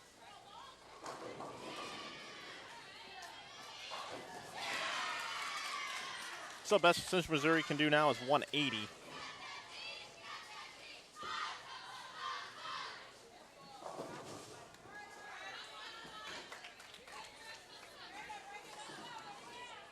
Not sure if she's switched balls lately, but I would not be surprised to see a ball change on the fill shot now that it doesn't really mean anything. Just more information to see what a different ball would react. And sure enough, well, that's 2 for 2 already in the last 2 minutes. I should do this for a living.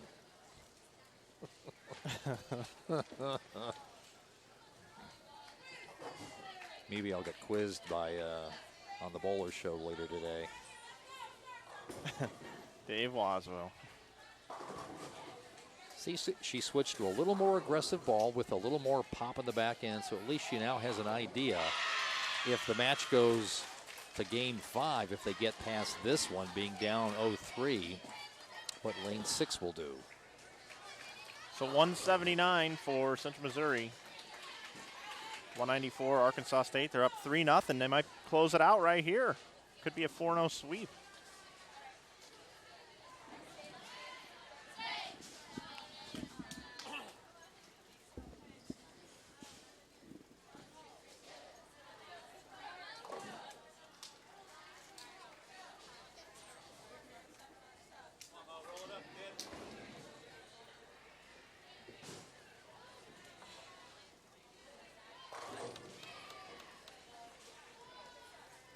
Hopefully I'm not going to speak out of turn here, but I'm going to try to do on behalf of the Ellis family that owns Emerald Ball, as they built the place back in '78 and opened it up.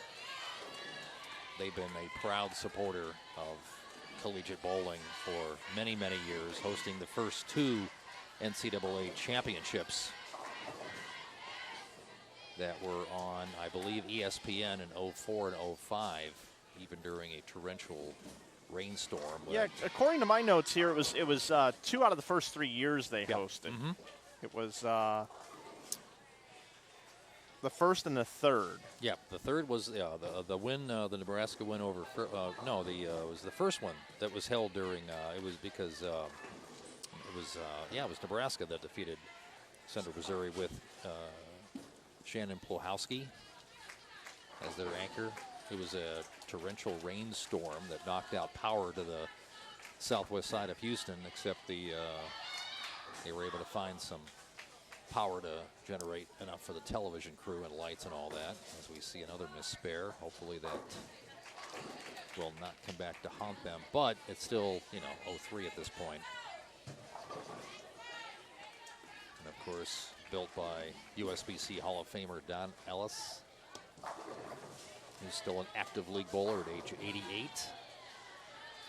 Still asking me for the right ball. which we've had some lively discussions with over the past couple of years. A strike for Arkansas State in their second frame. Now, the bad thing about open frames is, even a 9 miss, is you've got to throw a turkey to erase that. But that's 3 less frames you have to accumulate score.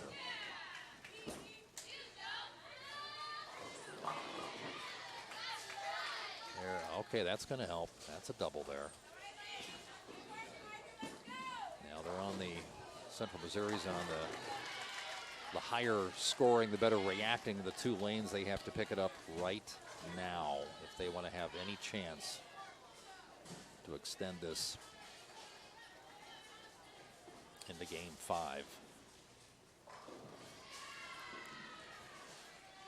But even if they don't, if they make progress, if each player figures out what they can do to make a grind reaction into a better scoring reaction, then that will serve them better as they get later in the season and closer to national tournament time. The final, Absolutely. The Elite 8.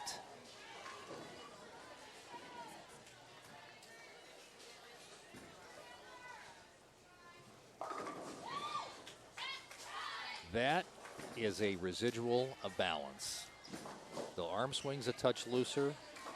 The ball rolls a little bit truer.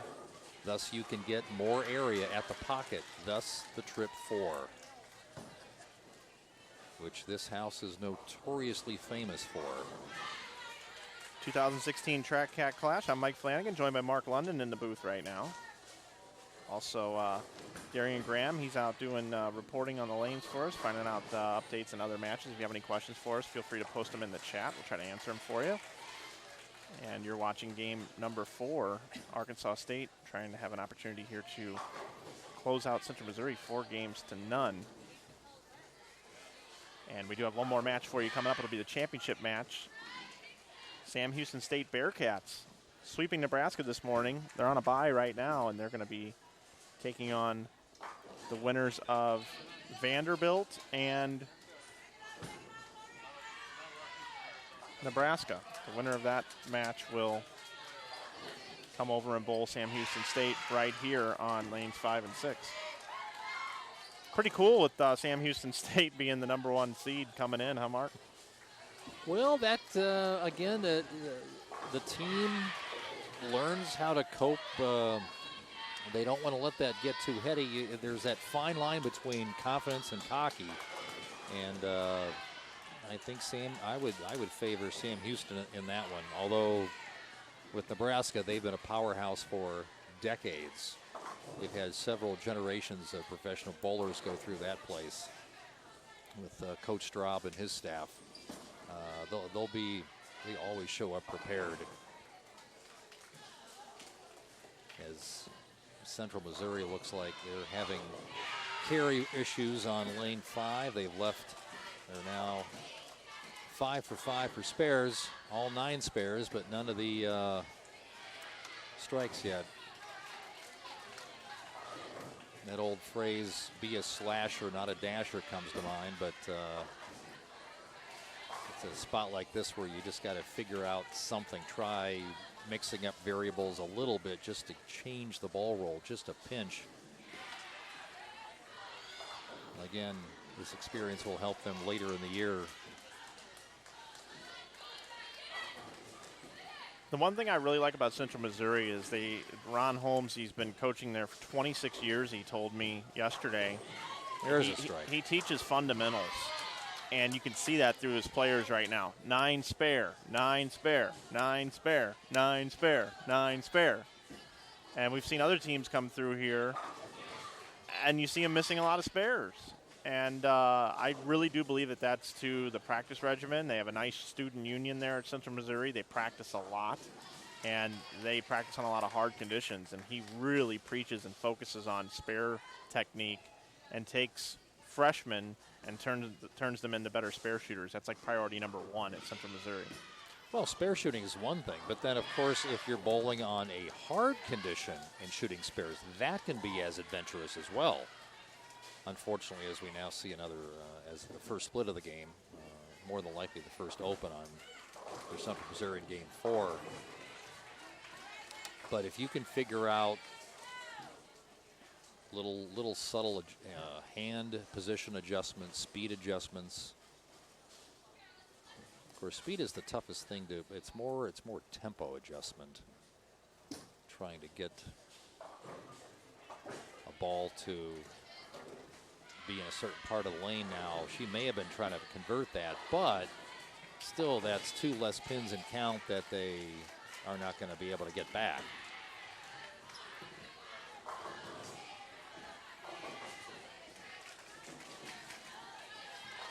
So Arkansas State potentially with a 203.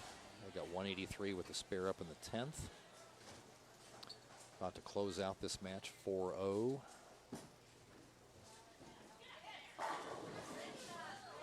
And there's the other prevalent hit here at Emerald Bowl. A solid 8. I haven't left one at the end of on the end of a 300 game yet, but we've come close. I've seen a couple of bowlers do that here over the years. 201 for Arkansas State. 8 on the fill count. As the spares picked up from Central Missouri. Spare up in the 8th off of 122, so they're going to max out at 202. Well, we're not over yet. Yeah, so they're going to have to throw 4 consecutive strikes, stay alive. Yeah, that 3 consecutive strikes and a 9, we have a tie. And then it's .5. Anything less than that, Yeah. Central Missouri State is done. Excuse me, the University of Central Missouri. I'm dating myself, adding the state. Nope. Comes in light, so Arkansas State wins 4 games to none here. And Arkansas State is going to have the opportunity to finish 3rd in this event as they will move up in their bracket. But they will not be able to win the tournament because our championship match is going to have Sam Houston State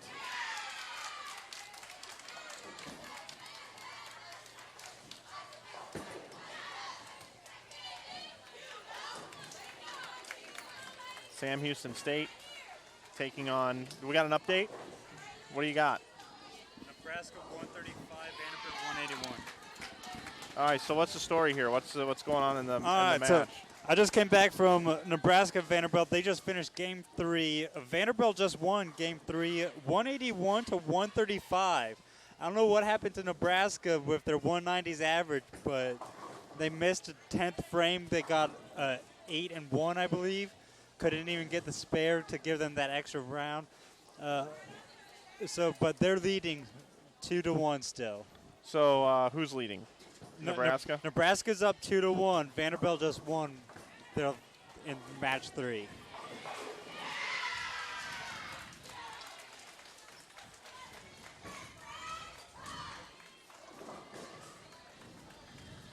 .165 for University of Central Missouri. It's been a pleasure covering them 4 times now in the last 3 days. Appreciate the time Coach Ron Holmes spent with us in the booth yesterday. And congratulations to Arkansas State winning 4 games to none. And good luck to them in their next match. When we come back, it's going to be a little bit, but when we do come back, it's going to be our championship final match, best of 7. Sam Houston State Bearcats will be taking on either Vanderbilt or Nebraska here from the 6th annual Track Cat Clash here at Emerald Bowl in Houston, Texas. We'll be right back here on the Bearcat Sports Network.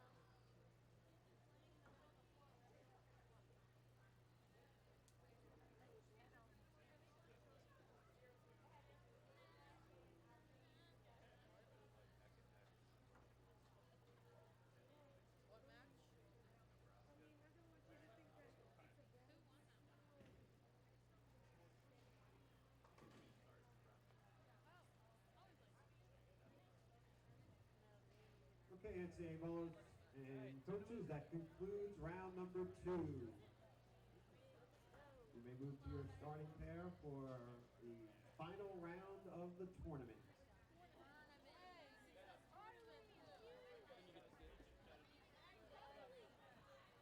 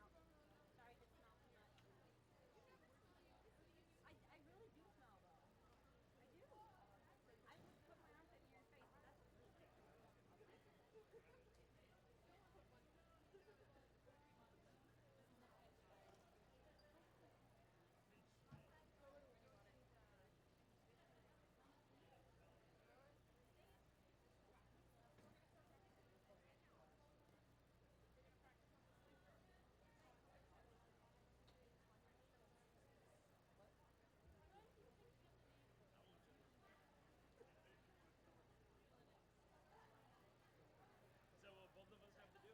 Yeah. Okay. If we're both going to do it, then we'll do it. You got to play right or left. All right, NCAA bowlers, you may begin your first 5 minutes of practice. You may begin.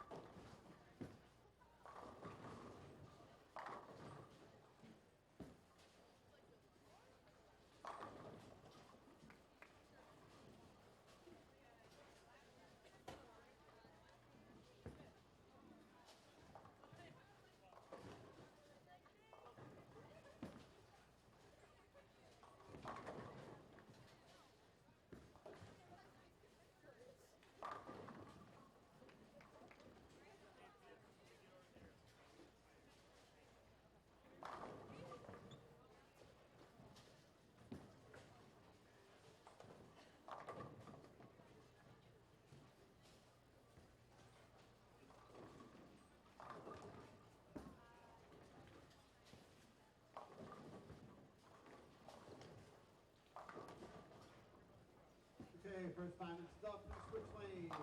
Switch lanes.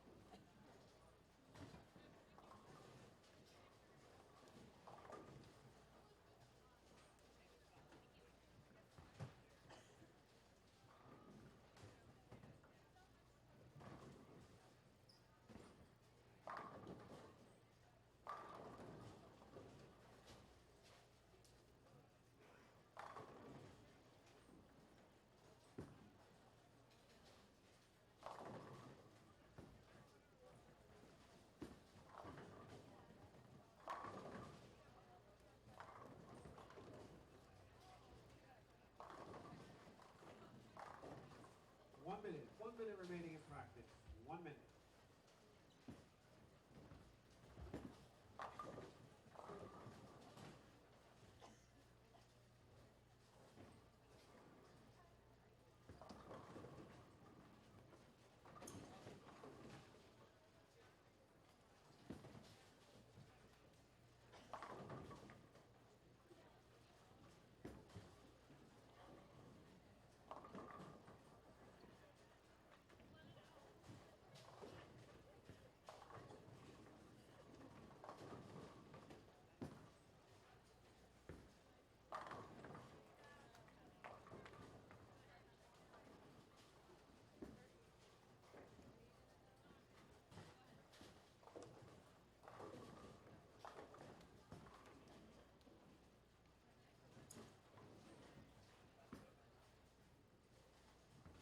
Okay, practice is now over. Practice now over. Please finish your shots if you're on the approach. Practice is now complete. Once you're done, please reset to the first ball. When the higher seed decides what lane choice they want, obviously left lane will begin the match. This is the final match of the tournament, ladies and gentlemen. Let's have a nice round of applause for these great student athletes.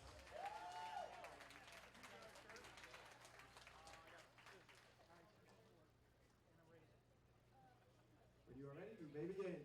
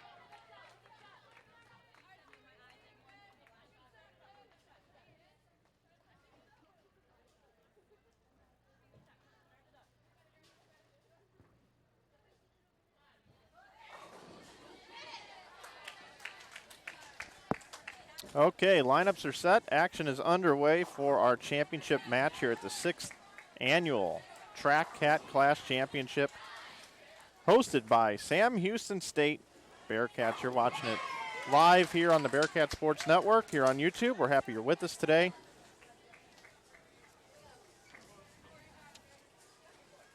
And we've got our very own Sam Houston State Bearcats. We're the #1 seeds. They defeated Nebraska this morning 4-0. Nebraska just got done defeating Vanderbilt University, and Nebraska finds himself back in a rematch against Sam Houston State, the Bearcats, for the championship match. It's the best out of 7. This is game 1 of 7. First team to win 4 will take home the title here at this year's Track Cat Clash here at Emerald Bowl in Houston, Texas.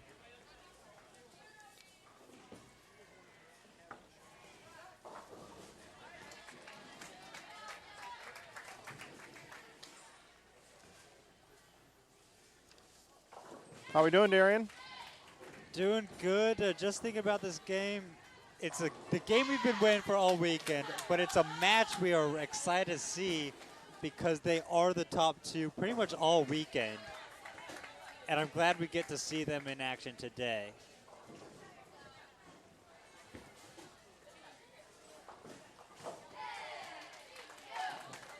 Yeah, the Cat Clash wouldn't be complete without Sam Houston State in the final. And considering Nebraska's won the last 2 years in a row, this is the perfect opponent.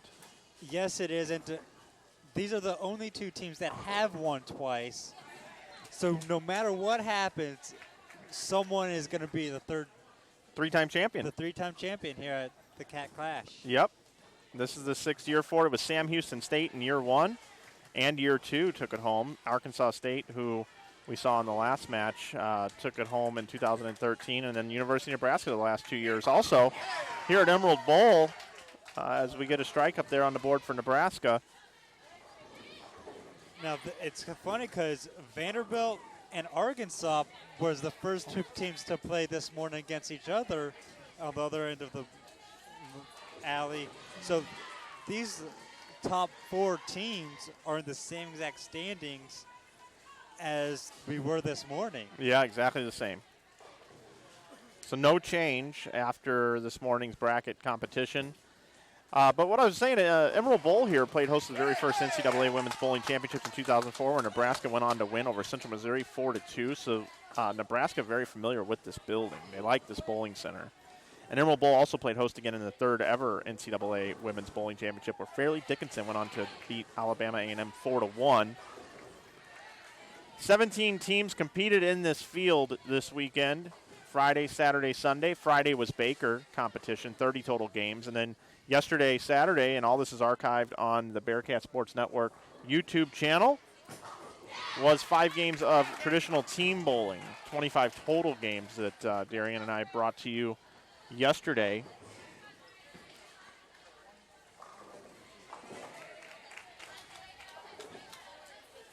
And now today, this is our 3rd match, best of 7, as we said.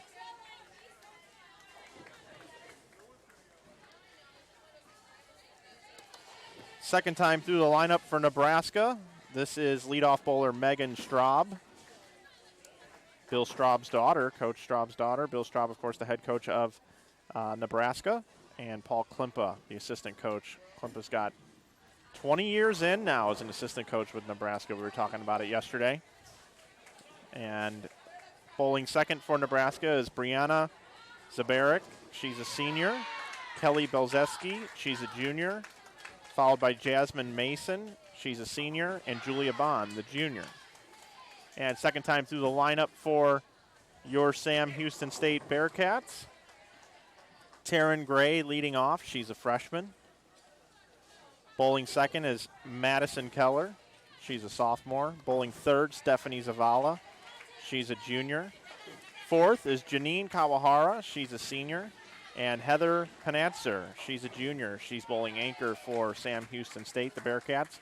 Head coach Brad Hagan, I want to thank he and Jason Barfield for allowing me to come be part of their event here. And I've really enjoyed myself, and I hope you are enjoying watching at home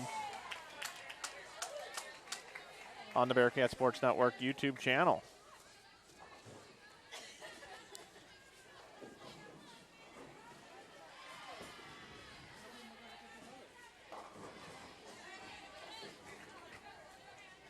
Sam Houston State, recently the 2016 NCAA quarterfinalist, 2015 semifinalist, 2014 national champions. The Bearcats.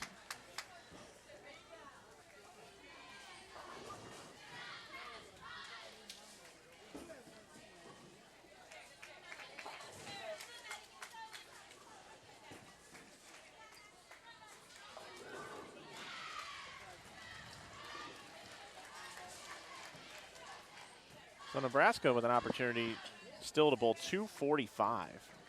Double spare, spare, strike.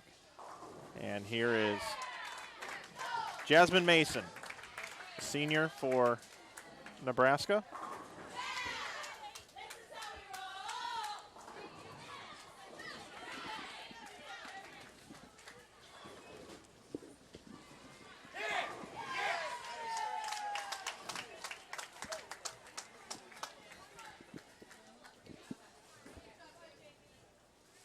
Joining me now in the booth, and he's been a guest in the booth the last couple of days, Mark London. Mark, welcome back. Hey, thanks for having me.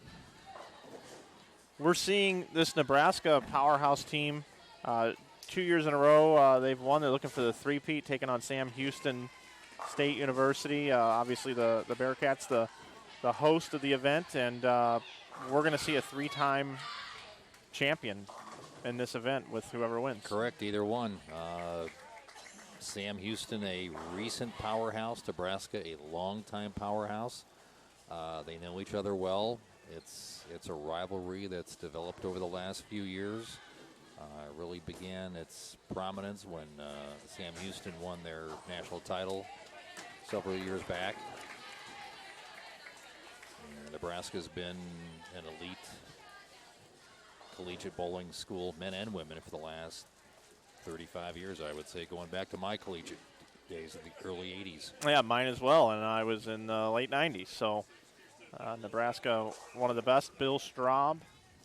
How long has Bill Straub been coaching there, would you guess? I would say 35. 35 years? I know that assistant coach Paul Klimp has been with them for 20. Mm-hmm. I do know that.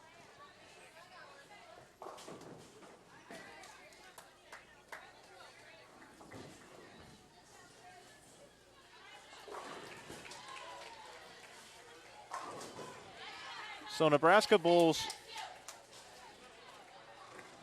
has 212 right now with still some more bowling to do and locks out Sam Houston State in the first game. So University of Nebraska is going to take a 1-0 lead over Sam Houston State.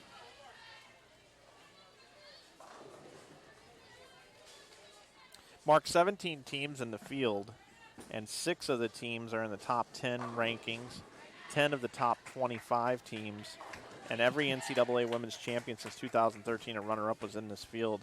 This event has really evolved in the last 6 years. It certainly has. We're proud to host these women again for the 3rd straight year. This event seems to be a momentum builder. They take the momentum, whether they finish champion or runner-up, and continue on. And I think almost every year, even going back to the first one back in 11, they make the Elite Eight at Nationals. It's a credit to the event and a credit to the ladies that bowl here. And every year I've noticed we've seemed to get more and more local spectators watching, that they realize, oh yeah, these are the gals we see on ESPN every spring. Okay, yeah. So why don't they come by and watch? It's 181 for Sam Houston State, and Nebraska's taking a little extra time. Julia Bond working with her thumb hole, removing some tape, it looks like. She's been working on it for quite a while back here. That's what's causing our delay in the action.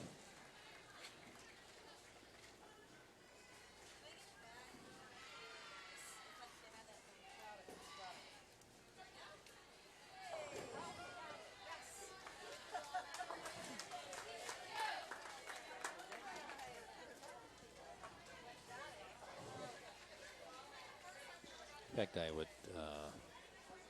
may have to ask Coach Straub what his opinion on one of his former players a couple years ago, what she did a couple weeks ago on a Monday night that she put on Facebook Live. That was quite impressive. Liz Culkin. Yes, indeed. And in fact, as she was in an interview on the Bowler Show with Dave Waswell 2 weeks ago, she said that a friend had suggested it to her, and her initial thought was, well, maybe not, because, what if I don't? But then again, she thought later on, well, what if I do? It'd be kind of fun to, let people watch history. So she was all in for it. If you have a chance, go to her page, or it's got to be somewhere else on somebody else's linked page. But seeing anybody shoot 890 is something. Seeing a named player out of this school, again, one of the many who have done well beyond her collegiate days. Liz Culkin, the 890, the National USBC Female High Series. In fact, a lone solid 8 first ball in the 3rd game was the stopper between her and 900. That would have been just as impressive, but the fact that she had it on Facebook Live, and in fact the league here that I was in at the time, there were no less than 6 of us watching it, unbeknownst to each other until afterwards. But pretty impressive there as she finishes out with her 8 on the fill ball. Still not 100% about the spare ball, but she'll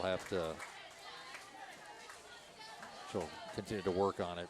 222 for Nebraska in game 1 over Sam Houston State, 181. Taking a 1-0 lead in this best of 7. As the teams will now switch lanes, Sam Houston going to lane 5, the left-hand lane. What should be curious to see is the transition of the pattern. Now, we've seen that particular hit as the leadoff bowler leaves a bucket, but if the ball gets out a little bit too far to the right, it just doesn't want to finish. It looks like it hangs. Almost like there's a little spot there you don't want to hit, definite out of bounds that I don't think was there yesterday. But let's see now how the Lady Huskers attack lane 6. Let's see if that starts to open up a little bit. Tough spare on the bucket. Made to look easy.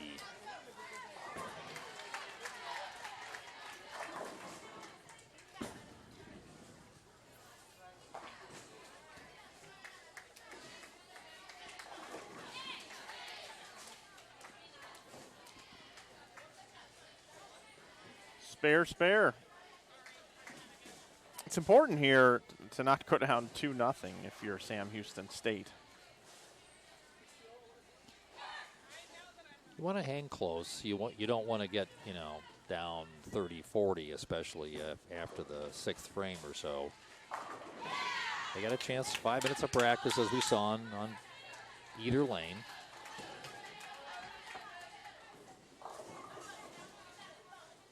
But Sam Houston, being the higher seed, decided to start on the tougher lane, thinking they'll have it wrapped up by what might be a potential Game 7. As if we haven't had enough of those exciting Game 7s this week already.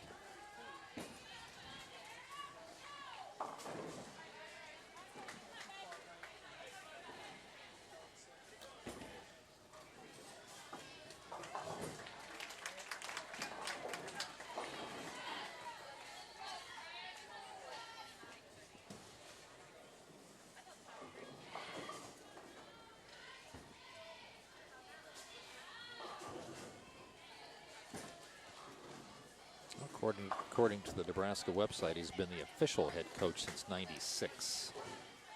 But I think he's been affiliated with the team longer, if memory serves.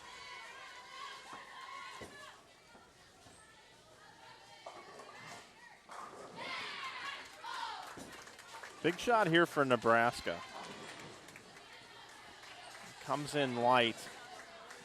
And I say that because Sam Houston just opened in the 3rd frame.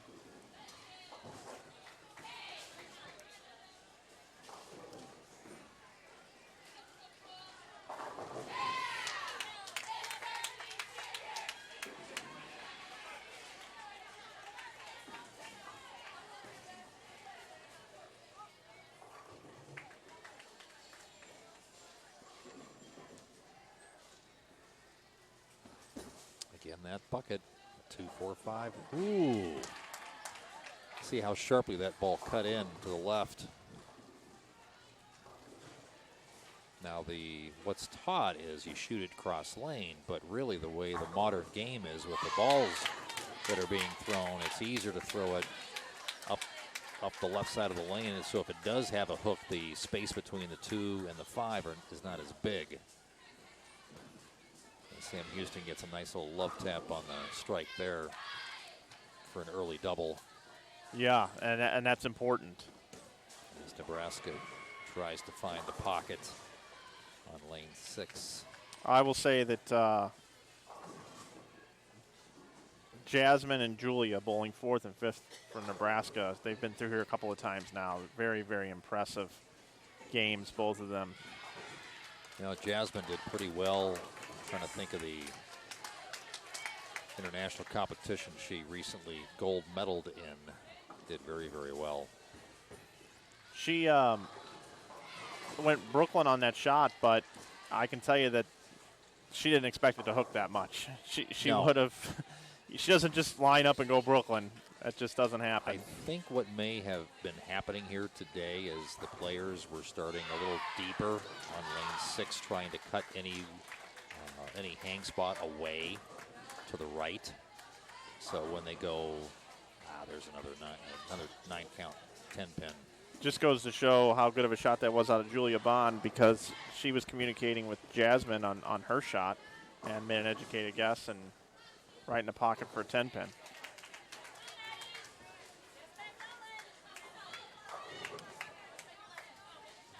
Yeah, I would not be surprised at all to see Bond transition into a PWBA tour title if she decides to go out her first years after graduation, which isn't for a while yet.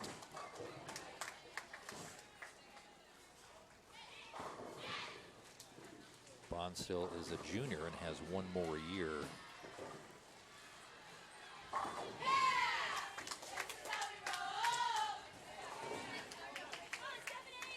Another strike for Sam Houston. Nebraska trying to stay close. Sam Houston 116 in the 6th, spare or strike up in the 7th. Here's Megan Straub again going high, getting as that area in front of the pocket, meeting the last probably 15 feet or so, giving an over-under reaction. Very tough to keep the ball online without severe hang to the right or severe hook to the left. There's a key double there.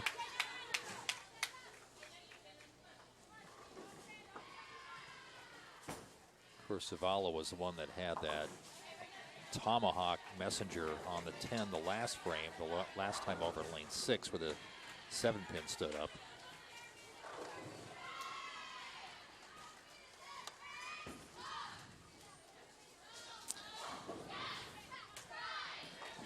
And with the open frame to Nebraska. Yeah. Sixth. Sam Houston ready to take a commanding lead as they get ready for their 9th frame. Well, crossed over. That's 2 crossover strikes for Nebraska.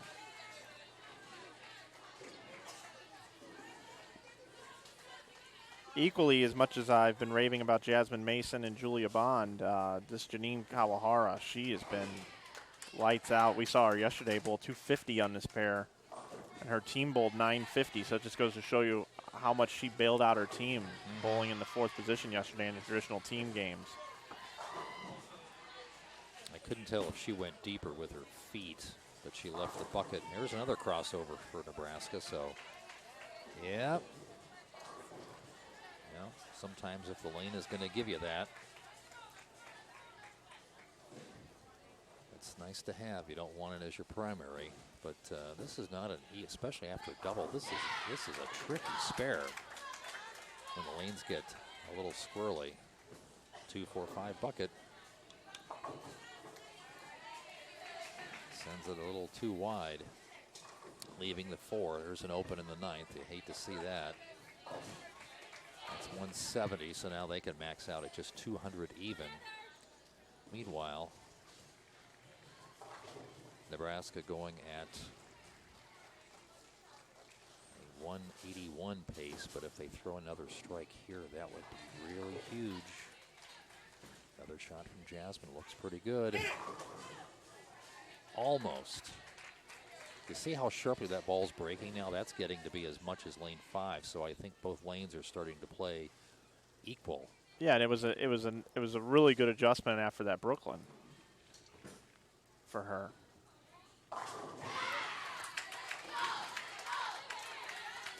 So anybody's ball game here. Exactly. Yeah, I mean, now we got 190 for Sam Houston State max score.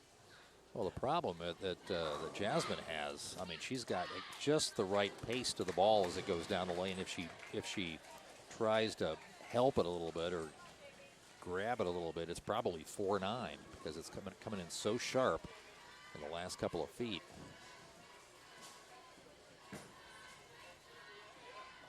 So if you don't want to go too far left too soon because you potentially have 3 more games after this.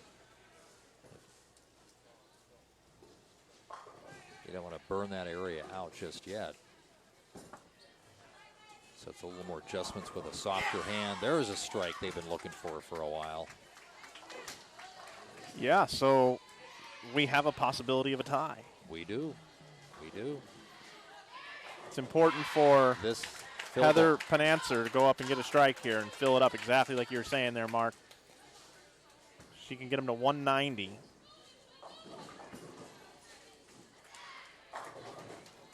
189 for Sam Houston State.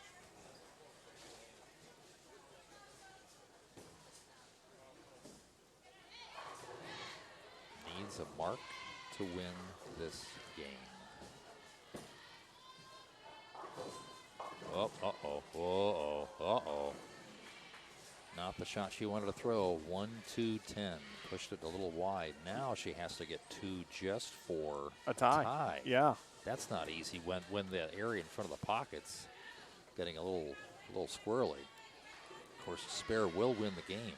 Yeah, so let's see what she's made of. Let's see what Julia Bond is made of. Let's see if she can cross over here and wrap the head pin into the 10. And I shouldn't use the word wrap. Knock it into the 10, and the thing you got to look out for is a wrap around the 10. They're discussing strategy right now between her and Coach Straub and Coach Klumpka. Getting an idea, I would see her kind of but throw the ball fairly straight, just touching the left side of the head pin to get it over into the. Nope. Oh, my goodness. Oh, my. There is a tie. Oh, wow. Did you see that pin come back out of the back? I wish we had replay. So it's Nebraska 1.5, Sam Houston State half. Tie game. If this were a baccarat table, that would have just paid 8-1. Next shooter. But to shoot that on a squirrely condition, you want the ball to roll end over end. Not too quickly, because if you throw it too hard and it goes straight, that head pin gets elevated and goes around the 10 between the pin and the kickback, not offering any deflection. So you'd essentially be cutting the pin, hitting just a little too much of the 32nd of an inch on the pin all you have to hit. Now let's see how they start this game. A little high on that lane, as we will know. They're going to have to move deeper pretty soon and or pick up the speed, or both. Well, there's another shot in that same area.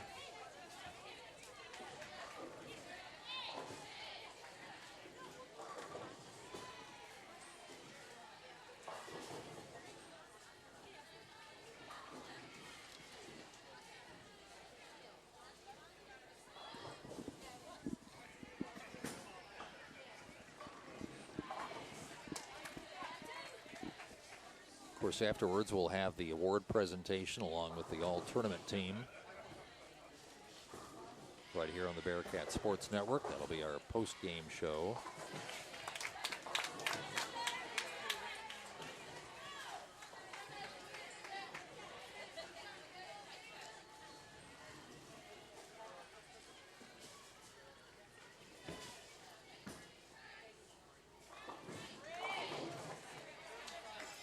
See, that's the problem right now. If they go a little bit further, right now the transition's not favoring anybody. It's extremely difficult. These last two shots we've just seen, if you go a little too far left and get the ball right, it doesn't want to recover. It just, the angle's a little too sharp. But yet, if you set it short, throw it a pinch slow, the ball's going to cross over. It's the closest analogy I can think of right now is if you were to bowl on the top of an A-frame house. If you miss it one way or the other by just a sliver, by a fraction of an inch or so, the ball's going to go one way or the other.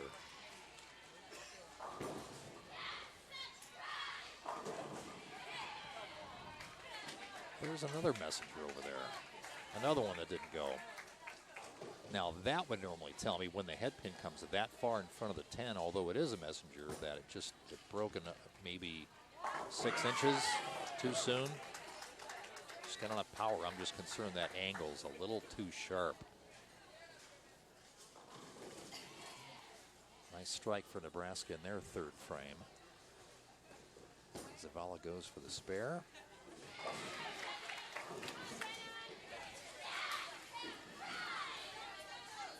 So we know one thing. It's not going to be over in 4 games because No. you have to win 4. Yeah. You have to get to that magical 4 number. Yep.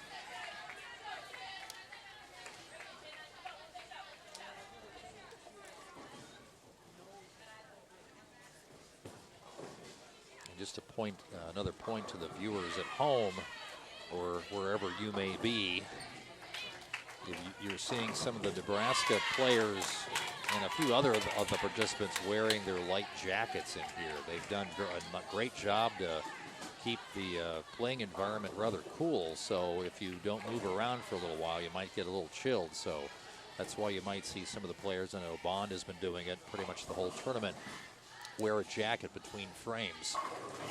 Yeah, almost all of Nebraska has done so. certainly the weather we've had in town this weekend has certainly helped. We haven't had the great usual amounts of humidity.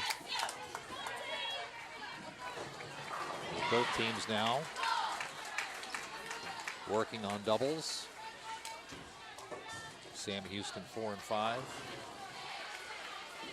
Nebraska in frames 3 and 4. With Bond coming up here in the 5th. A strike will give them a 6-pin lead.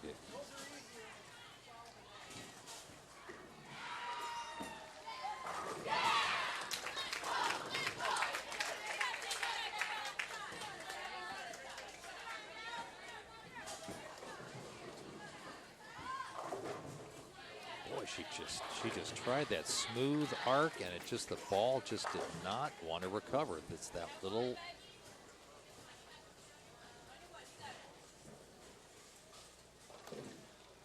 Now the old school adjustment, meaning the first or second one I would probably try, is to move a little further to the right and almost roll on top of that hang spot to try to get the ball to face up. But the problem is if you tug it a little bit, there's not enough oil in the middle, carry down or otherwise, to hold the ball in place.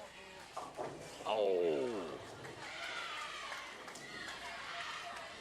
We've seen a few of those this weekend too, where you miss a spare and you wiggle a pin. Just has to fall. There's a 4-9 I was discussing earlier. If you just grab it a little bit or try to help it at the bottom of the swing as it's coming off your fingers. If you turn it a pinch early with the thumb still in, that's what happens. 4-9. I would think she would just go for one here, just for count. We're not deep enough into a match where it's essential to pick up a spare. See what the ball does in the last. Okay. Got one for 136 in the 7th.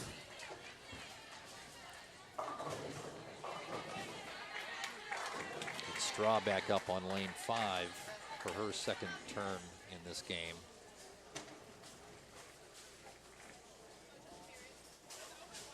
Now 6-10.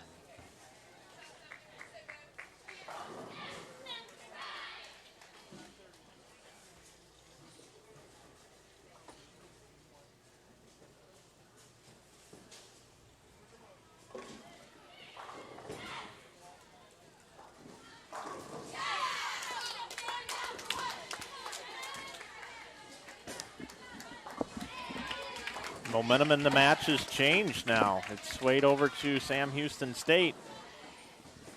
You're watching the Cat Clash 6th annual, brought to you by Track Bowling. If you're looking for a new bowling ball in your bag, maybe you're struggling a little bit in your league, go check out trackbowling.com. Check out makers of the Paradox, Cyborg, Heat.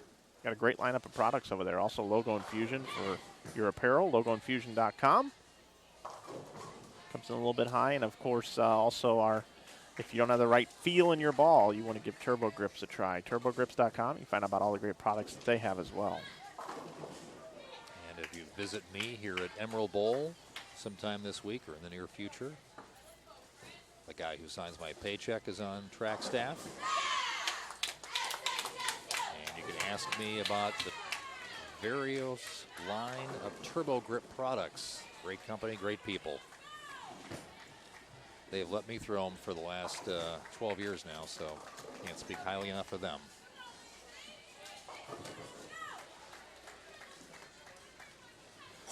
So Nebraska can get to 218, and Sam Houston State can bowl 226. It is interesting to see how teams get behind one another. You know, how many frames behind they get at times. Some of it is strategy. Some of it is just waiting to make a decision. Right. And Nebraska clearly struggling. And Sam Houston State, it's fair to say right now that they're going to go ahead and win this game number 3. And they're going to tie things up at 1.5, 1.5. Now it's also more of a, you see a lot more interaction. That was a key shot for her, not necessarily to win the game, but for confidence. Absolutely. But for confidence, knowing that you're going to need that during the next game or 2 or 3.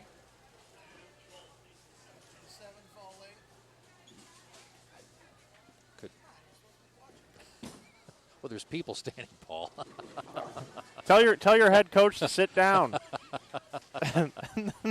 Then we could tell you. Wish we had replay here to.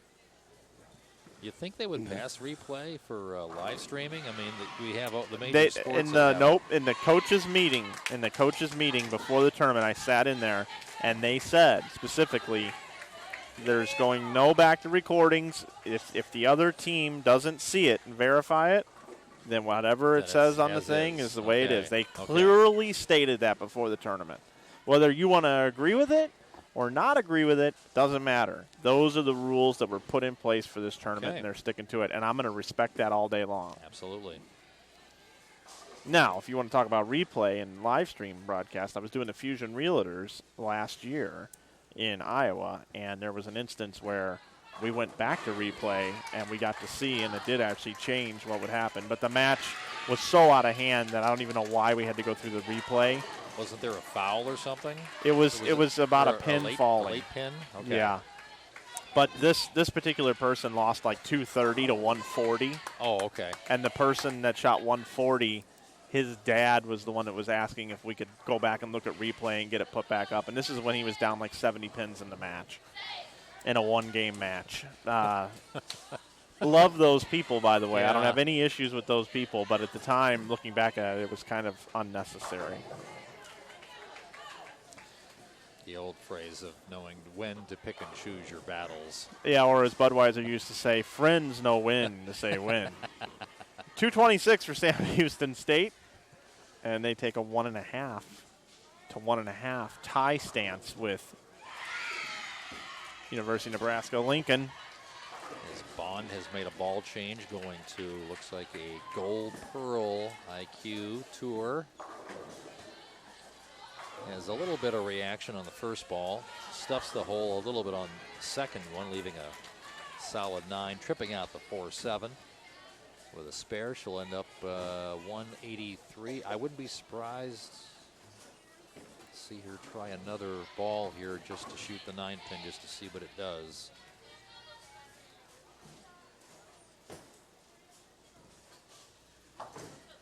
That almost looked like an IQ tour. 183 the final. 226 for Sam Houston. So now knotted again.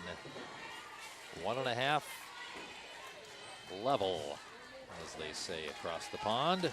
And for those of you, even though it does not matter, total pins right now, University of Nebraska is ahead by 2 pins through 3 games. Actually, I take that back. Pulling out a stat that doesn't matter, and I still messed it up.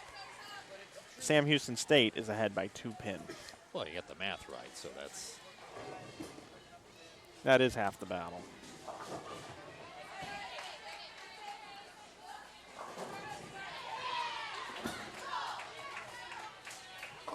And if you're curious, the other adjustment when you have something like this is to go really far left, take something a little more aggressive, probably top end of the line, give it some loft, get it over the foul line, maybe 7 to 10 feet, and try to get it to that, try to fit the ball in that spot.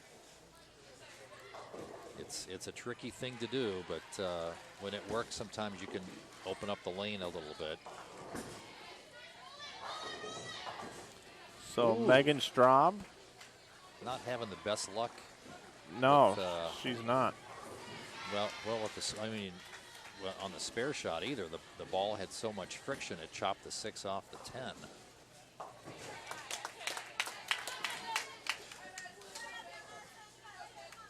Now the thing I haven't seen yet is see the ladies change with speed adjustment. I don't know if that's in their strategy, or whether they're going to wait until later to try that. But speed is the trickiest thing to change because then it affects the timing.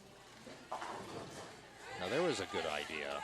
Let the ball break, bring the break point in a couple of feet, let it read the lane, and let the pattern take it to the hole.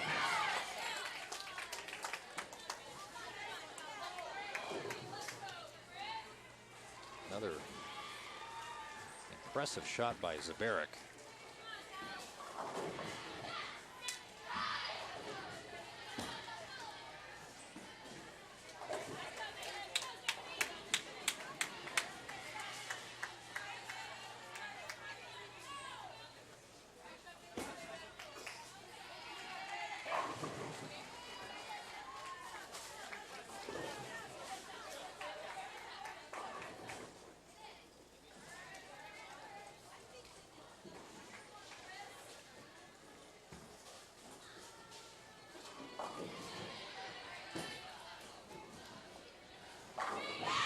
Perfect shot right there.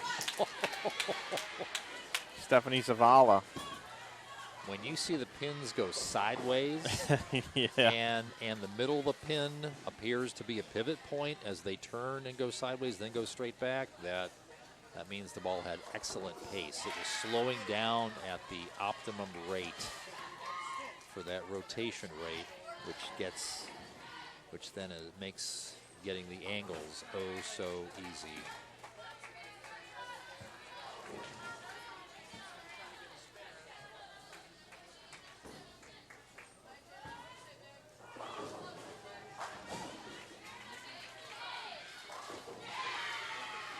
Sam Houston up by 10, heading into frame 4. The crumbler. Janine Kuwahara. She seems to always come up big for this team. I've covered a few collegiate events, and there has not been a time that I've seen her bowling with this team where she has not been consistently around the pocket. She is a senior leadership. And it's nice to have almost a second anchor. Yes. And I believe both these teams are set up that way, and it's no surprise that they're bowling in the finals against each other. Jasmine and Julia, and of course Janine and Heather. Now Heather went deeper. She's got a lot more hand than most, and she went deeper. I don't know if that was quite the right ball, but that was the right idea to get a little bit deeper, get a little more loft and a little more lift to change that ratio. And there's Bond again. I tell you what, boy, she is just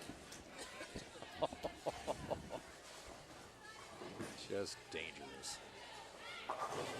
Bond. Julia Bond. That's right. You don't suppose she's heard that a time or two? I'm sure. Yeah. I'm sure. Well, if she throws a strike for a national championship this year or next, that should be the tagline. May hear it a little more. You're welcome, Dave Ryan or Dave Lamont or whoever's on that call. Well, it's ESPN, so it might be might be Diamond Dave Lamont. It's okay, he owes me anyway. Now we have Straw back up. 6. Oh, not a bad shot, but a horrible break with pinfall. You like to see extra pins fall, but not ones that leave you a split. I haven't seen Megan bowl a whole lot. This is my first opportunity to really see her bowl. I haven't been to too many events where Nebraska's been. And the first day, she was nails, like absolutely nails. Yesterday, she was all over the pocket as well. But for whatever reason, today, as I've been watching her compete, she just doesn't have the same look as she did the first 2 days of the tournament. Yeah. Now she wants to move her feet a little bit left. Same strike target. Let's see if she can pick it up. Just missed it. Well, the only way you can pick that is if you hit the right side of that pin, and she did that. Just wasn't quite perfect enough. So an open in the 6th for Nebraska. And a spare in the 6 for Sam Houston State.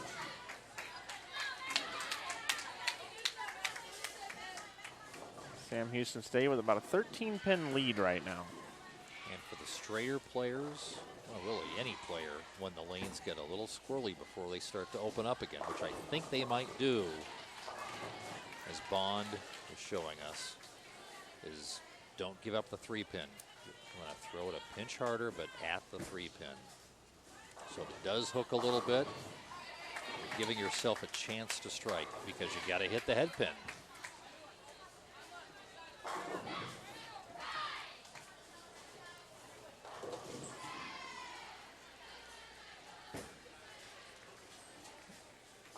All right, good 6-pin. spare.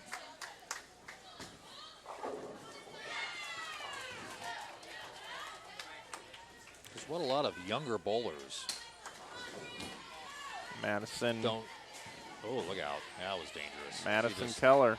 lost it off her hand or something. She shook her head on the way back. Just might have fallen off. Sometimes the hand shrinks a little bit. Now, I'm curious to see what sort of adjustment Zavala's going to make on 5, although she's been pretty high flush the last 2 of her upcoming shot here on 5. As Nebraska looks like they continue to struggle a little bit on 6. Both coaches, when they came down here, they had been watching some of the prior matches, and this pair has really dried up. A lot of the oil has been removed from the lane with traffic, especially towards the track area and just inside of it. So having to move deeper and deeper and deeper on the lanes is probably going to be the key to victory today. Another impressive shot by Zavala. And you know, interestingly enough, when I got the honor again to put the signs out on lane 4 and lane 7, in the first 12 minutes of practice, when you're allowed to practice over any lane in the house, all 40 of them, no one bowled on 5 or 6. Nope. Nope, nobody. You're right. Yesterday they did, Friday they did, not today.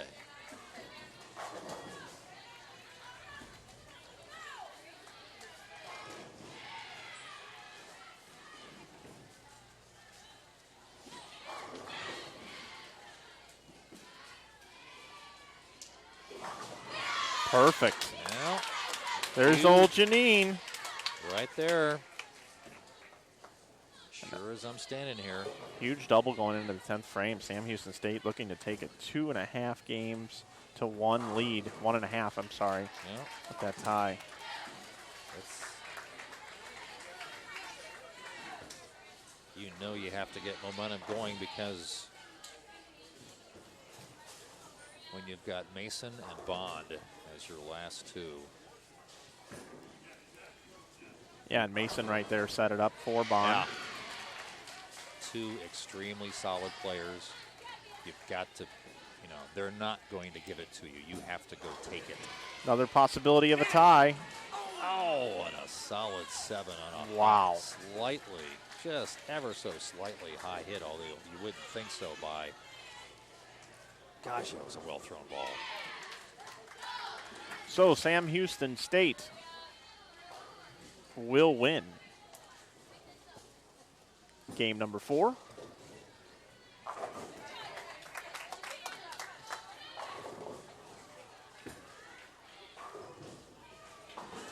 Looked like Heather switched to a much more aggressive ball and kept the speed up, so she followed that strategy.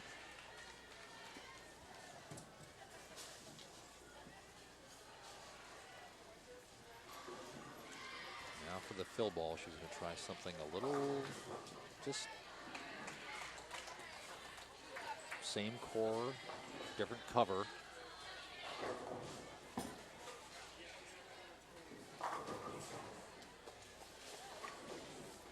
Yeah, bet you that solid 7 might have taken a little wind out of her sail. So week 10 on the fill ball.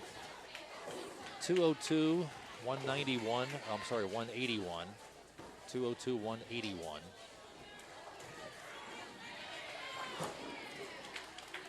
As we head into game number 5. Darian's got us all set up with our graphics, 2.5 to 1.5. Game number 5. So you have to win. You have to surpass the 4 threshold. You have to win at least 4 games. So in this particular case, you have to win 4.5. You have to, in this case, break the plane. Unless they tie again.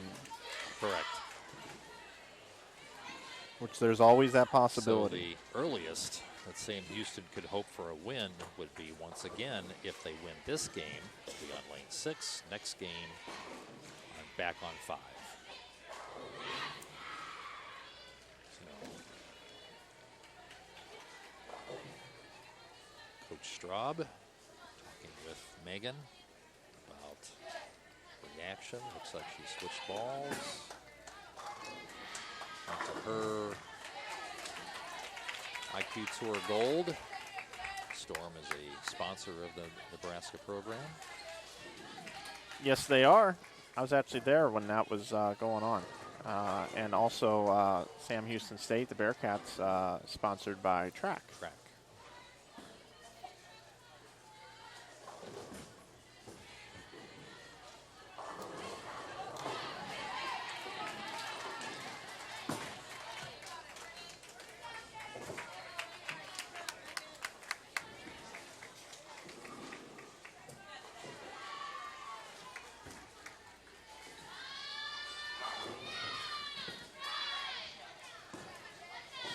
Yeah, the phrase "some days are diamond and some days are stone" come to mind, but when you don't want the stone days to be when you're battling for a championship, and you can feel the worst feeling is when you try and get the wheels to stay on rather than fly off. Been through that a couple times myself.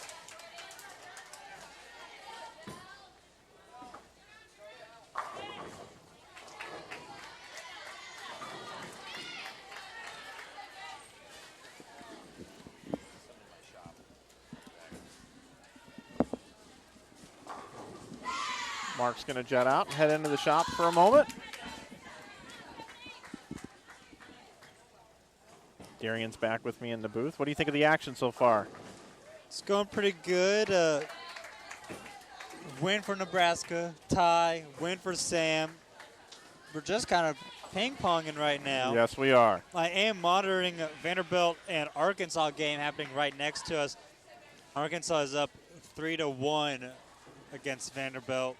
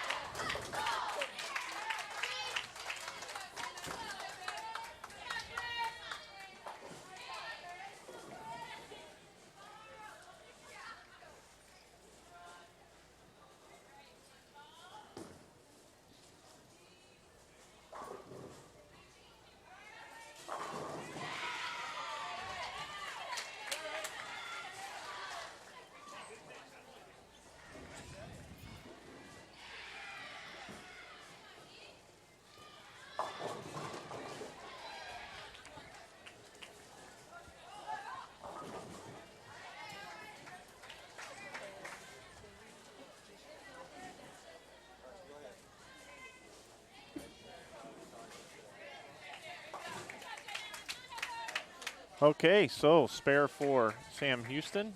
Clean through 4 frames. Nebraska looking to take care of the 6-10.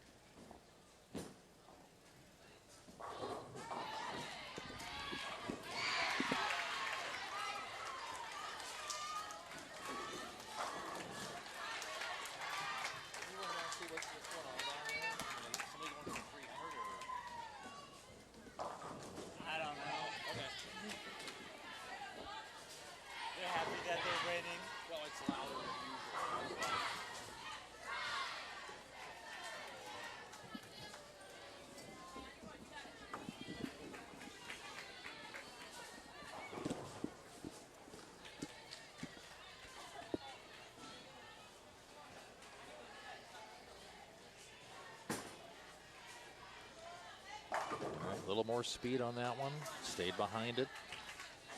Still left the 10. Boy, that's much better shot. Yeah, they're struggling. Nebraska's really struggling right now, and Sam Houston State's doing exactly what they need to be doing, which is filling frames. Exactly. Sam Houston State has an opportunity here now to close out this game and improve to 3.5 to 1.5.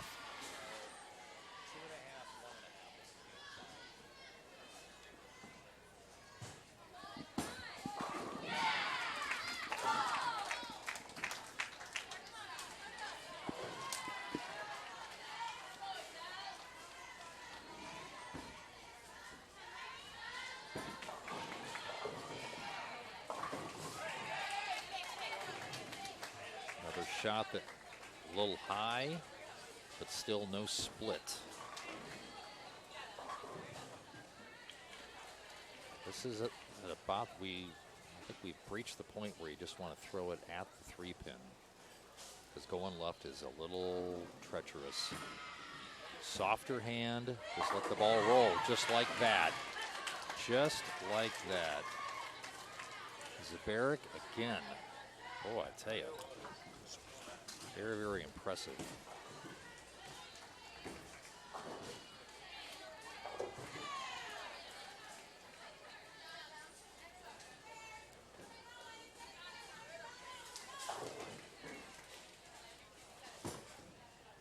Belzeski. Okay, so now they're making some ball changes. They're moving their feet, and now Nebraska suddenly has got a little bit of life here with a couple of strikes, but Sam Houston State clean through 6. Will it be 7? Look out. Barely. Barely. Barely here on the Bearcat Sports Network. That's right. Yeah, I tell you what,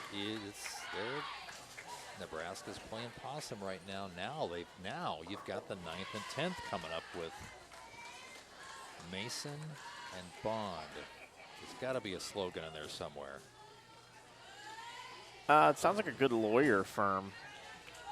The law firm of Mason and Bond. I was thinking more of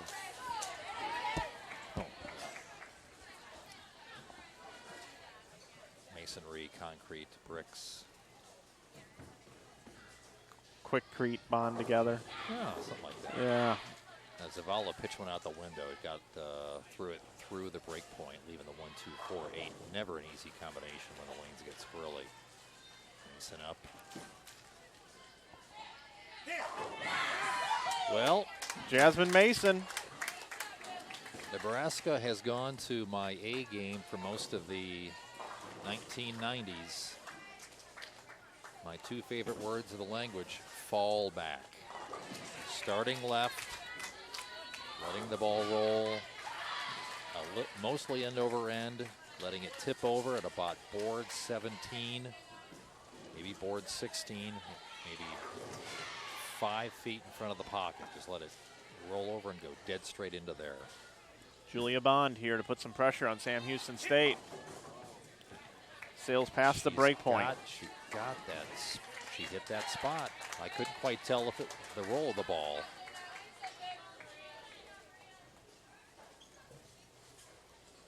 Do you think she should wait here for another shot or two?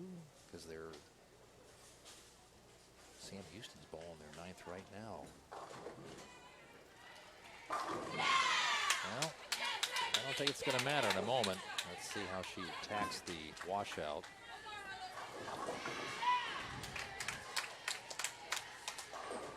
Now you see how much straighter that shot was? The ball still faded to the left a little bit, still hooked left, but it was enough to keep that head pin low. What you don't want to do is send it around the neck of the pin. Not only is there just a bit more space, but if the pin goes up, it's less likely to go sideways and deflect.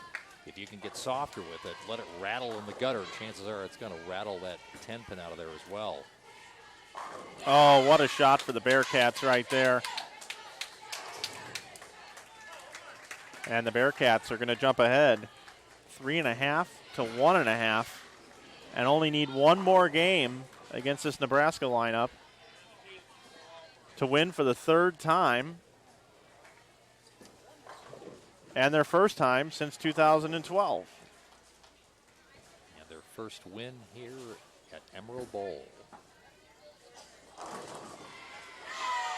The buzzsaw of the 5-pin. Now that's my fallback shot. 179 for Nebraska. And the Bearcats can strike out for 211. Fill ball here. That will be 3 consecutive 200 games by Sam Houston State. That's what I was talking about. The little faster pace, a little more aggressive ball. The friction is there. You just got to fool the first third of it. So let's go ahead and recap things. The very first game, University of Nebraska-Lincoln, 222. Sam Houston State, 181. Then we had a tie in match number 2, game number 2, 189 to 189. And in the last 3 games, Sam Houston State has gone 3-0, 226 to 183, 202 to 181, and 211 to 179. Nebraska cannot bowl more than about 180 right now. They're going to have to regroup, which they can, and figure out a game plan how to get these scores up, because the last 3 games have all been over 200 for Sam Houston State. They're averaging around 212 or so the last 3 games. Momentum, very, very big. They're looking to throw good shots. They feel loose. They feel confident. If they really let loose here the first 3-4 frames, it could be over with early. And there's a potential chance that we could have to go to extras here. We could need more than 7 games to decide this. But Nebraska must win the next 2. Must go 2-0 the next 2 games to force extra play. And that's a timely crossover for Sam Houston State to get started in the 6th game. Now that shot by Straub leading off for Nebraska was up the back of it, but her angle was a little too straight. She just can't get her ball to finish and strike. She just hasn't been able to do it.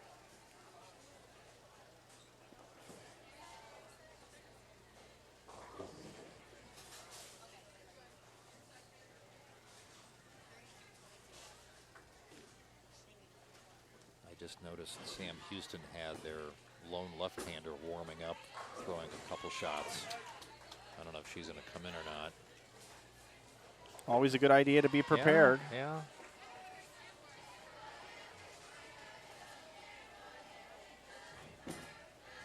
A little deeper with the feet, a little further left. Wow. Wow. Crumbler Central. That's when you're playing the lanes right. You're almost pre-adjusting for the pattern, and you get a break. Now Nebraska's got to get it going, and they do right there. Brianna Zabarek, the senior, coming up big here. Game number 6. What do you think is going to be the winning score here this game? What would you say, Mark? I'm gonna go with 221. All right. I'm going to go with 214.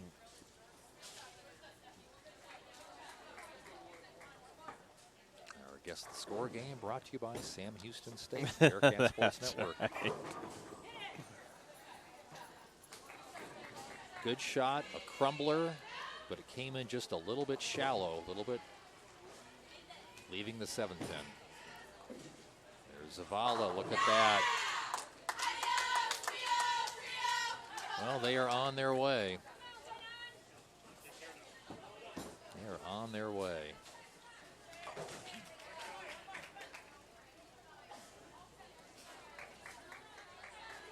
I think we'll hear that chant some more that ends with "Deep in the Heart of Texas." Probably.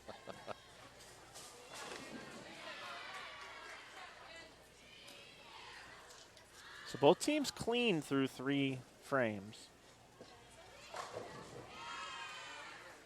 Certainly no one's out of it yet. A lot of bowling left. 4th frame, Sam Houston State. Oh, almost an 8-10. And she leaves just the 8. And I don't know whether to say that was an unfortunate situation or if that was fortunate. The ball slowed down so quickly that it could not get the 5. I couldn't see where the 5 went. It must have gone to the in front of the 8. But the 6, it had enough momentum for the 6 to take out the 10. There's Jasmine with a solid 10 over on lane 6. Now's the time where you got to start throwing the high hard ones. Bo Burton's Memorial Frozen Rope. As they used to mention for years on ABC, sometimes you just gotta go to the whip, and Nebraska's running out of frames as the other matches are wrapping up. Yeah, many matches are already over in the building.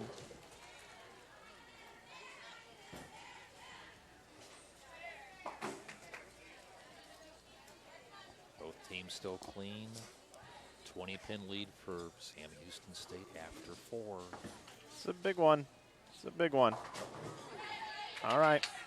That could have very easily been big 4. Big nasty split. Might have got a little fast with her feet. Her thumb was still in it as it was coming off her hand.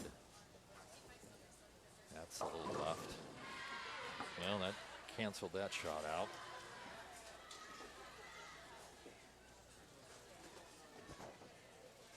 About a 20-pin lead right now for Sam Houston State. That's what happens when things are going well and you're loose. You breach that 9 degrees that the pin has to topple off its axis in order for it to fall, according to USBC specifications. As pins age, that nylon ring in the bottom turns into 7 degrees, maybe even less.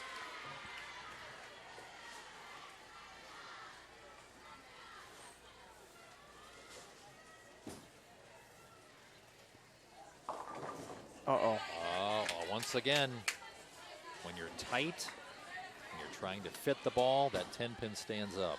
Megan Straub, what are you going to do? Gets a Now strike. She gets a strike.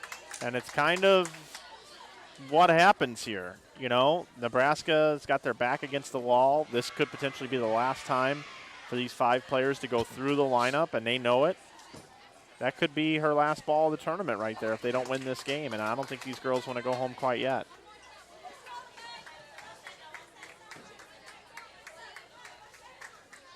So now with that strike up, here comes Zabarick.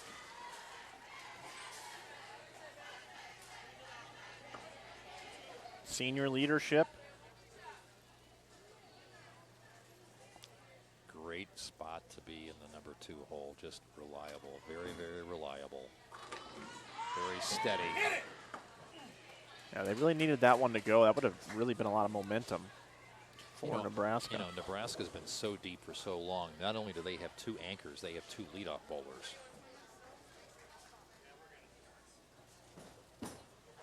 Oh, did she drop that one? I don't know. Well, if so, didn't matter. The pins will tell you. Uh-oh. That could be. Yeah, that's just That could be the end. That's just a mental mistake. All the momentum from Megan Straub's strike in the 6th has now been deflated, completely depleted. Ooh. she didn't have the Zvala didn't have the speed on that one. Nebraska just keeps going high.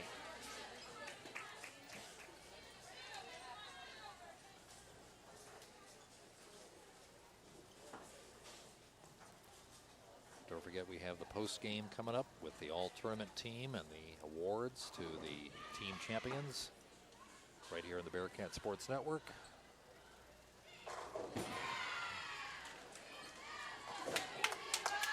Just to let our affiliates down the line know, we'll be going over on time a little bit today. Not as much as it possibly could have been, though, if Right. Sam Houston holds on here. 34 pins is the space between Sam Houston and Nebraska as we get ready for the 9th and 10th. Again, Sam Houston with Nebraska ready to pounce on any mistake. They have to bowl smart. Throw the shot you want to throw. Here we go. Push. And it did. I'd say you love to see that 10-pin fall toward the 8 and the 9-pin spots. Yep. You'd love to see that in the clutch. Possible 236 now for Sam Houston State. And with that shot, we can go ahead and call it now. And there's the handshakes between the coaches. Sam Houston State are your 2016 Cat Clash champions. Now they can take the victory lap.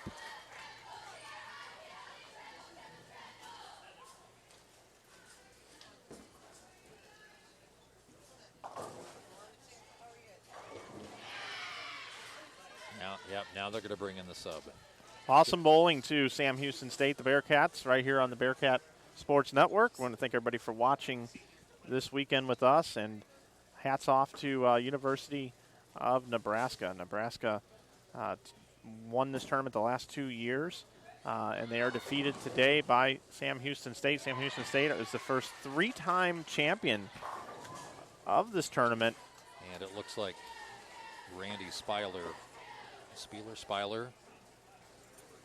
is going to be the substitute for the 11th and 12th shots. The last 2 balls to wrap up the tournament. Call to the bullpen's already been made. She'll be coming in. She's over on lane 1, warming up.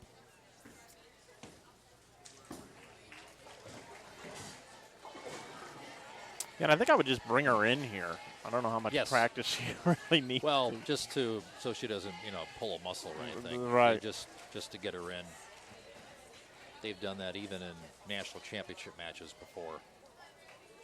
The famous '98 championship match where Kayla Kulik threw that double up at the UW-Madison Fieldhouse against Central Missouri, which our friends Jay Randolph and Bo Burton called.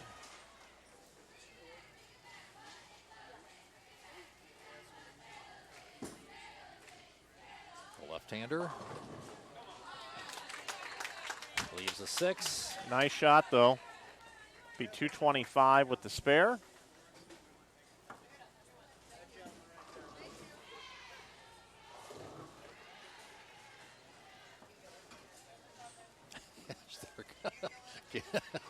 Making sure she has her spare ball.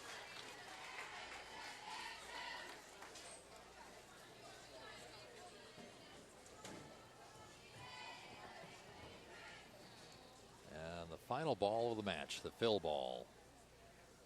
224 now becomes 225 to 159. And there you have it, Sam Houston State.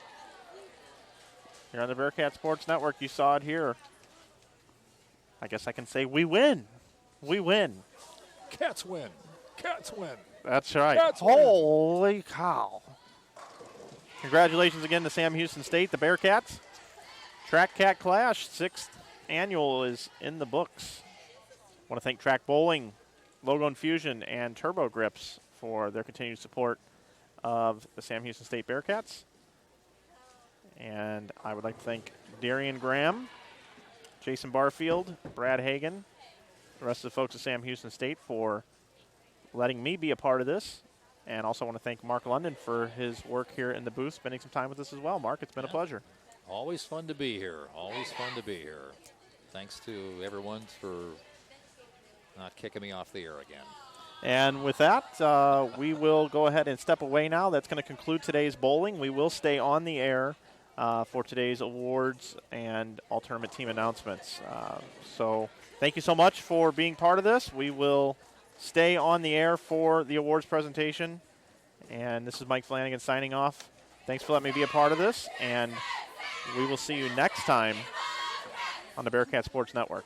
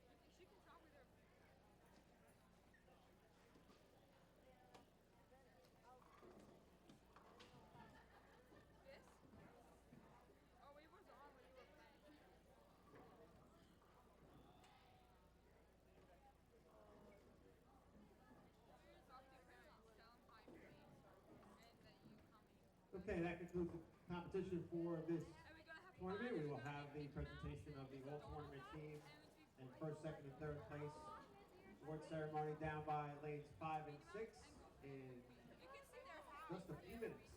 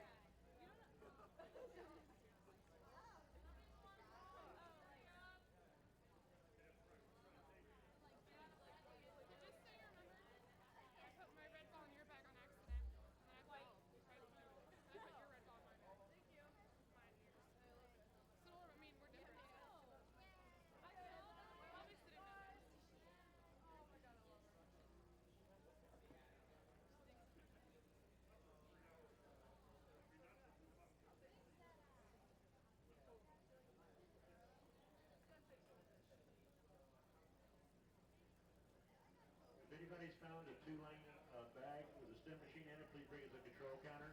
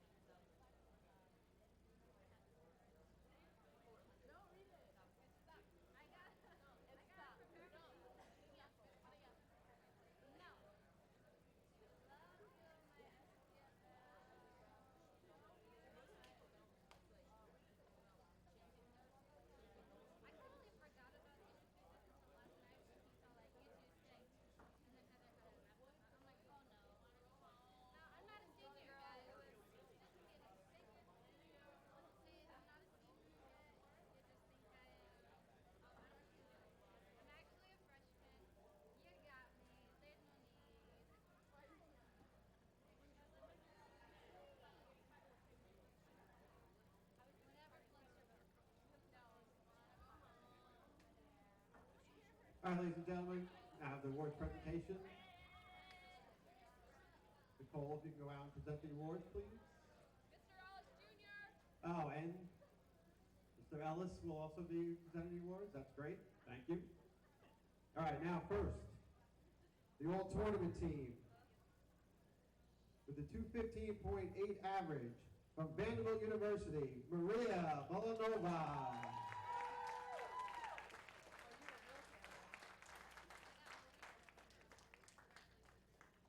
With a 216.6 average from Vanderbilt, Giselle Potts.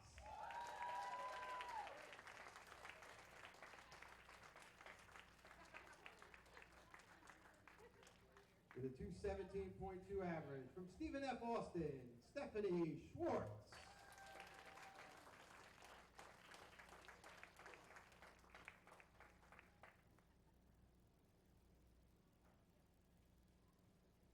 With a 219.2 average from Sam Houston State, Janine Kuahara.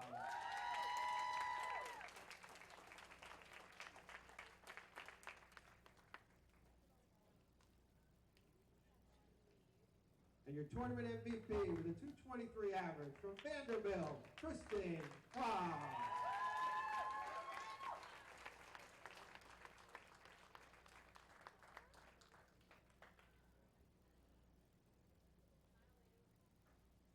Ladies and gentlemen, your 2016 Cat Klash All-Tournament team.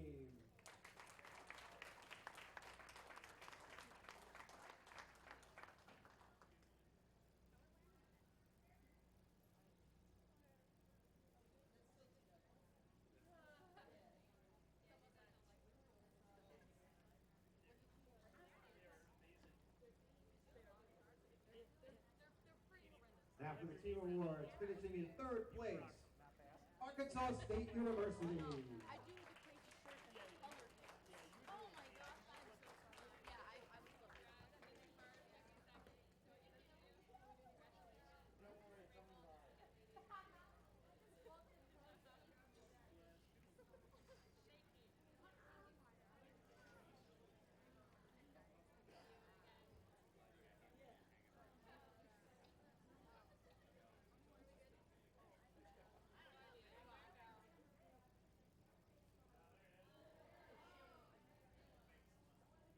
Once again, your third place finishers, Arkansas State University.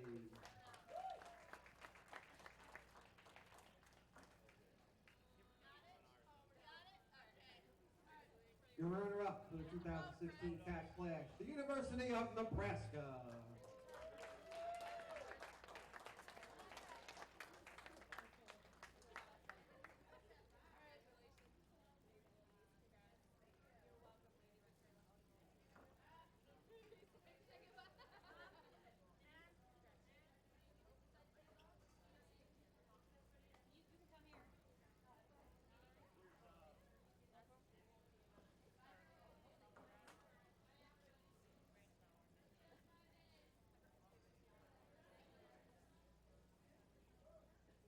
Once again, your runner-up for the 2016 Track Cat Klash Classic, the University of Nebraska.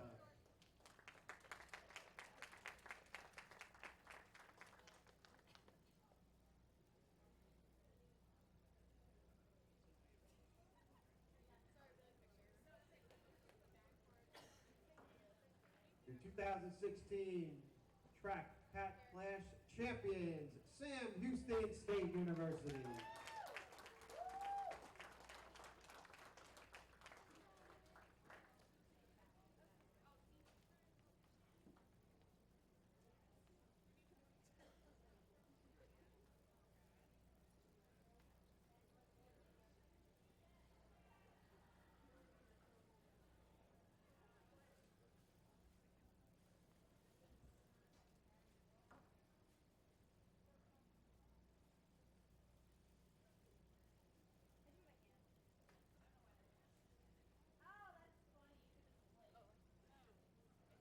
Once again, your 2016 Track Cat Klash champion, Sam Houston State University. At this time, Coach Brad Hagan would like to say some words for his senior.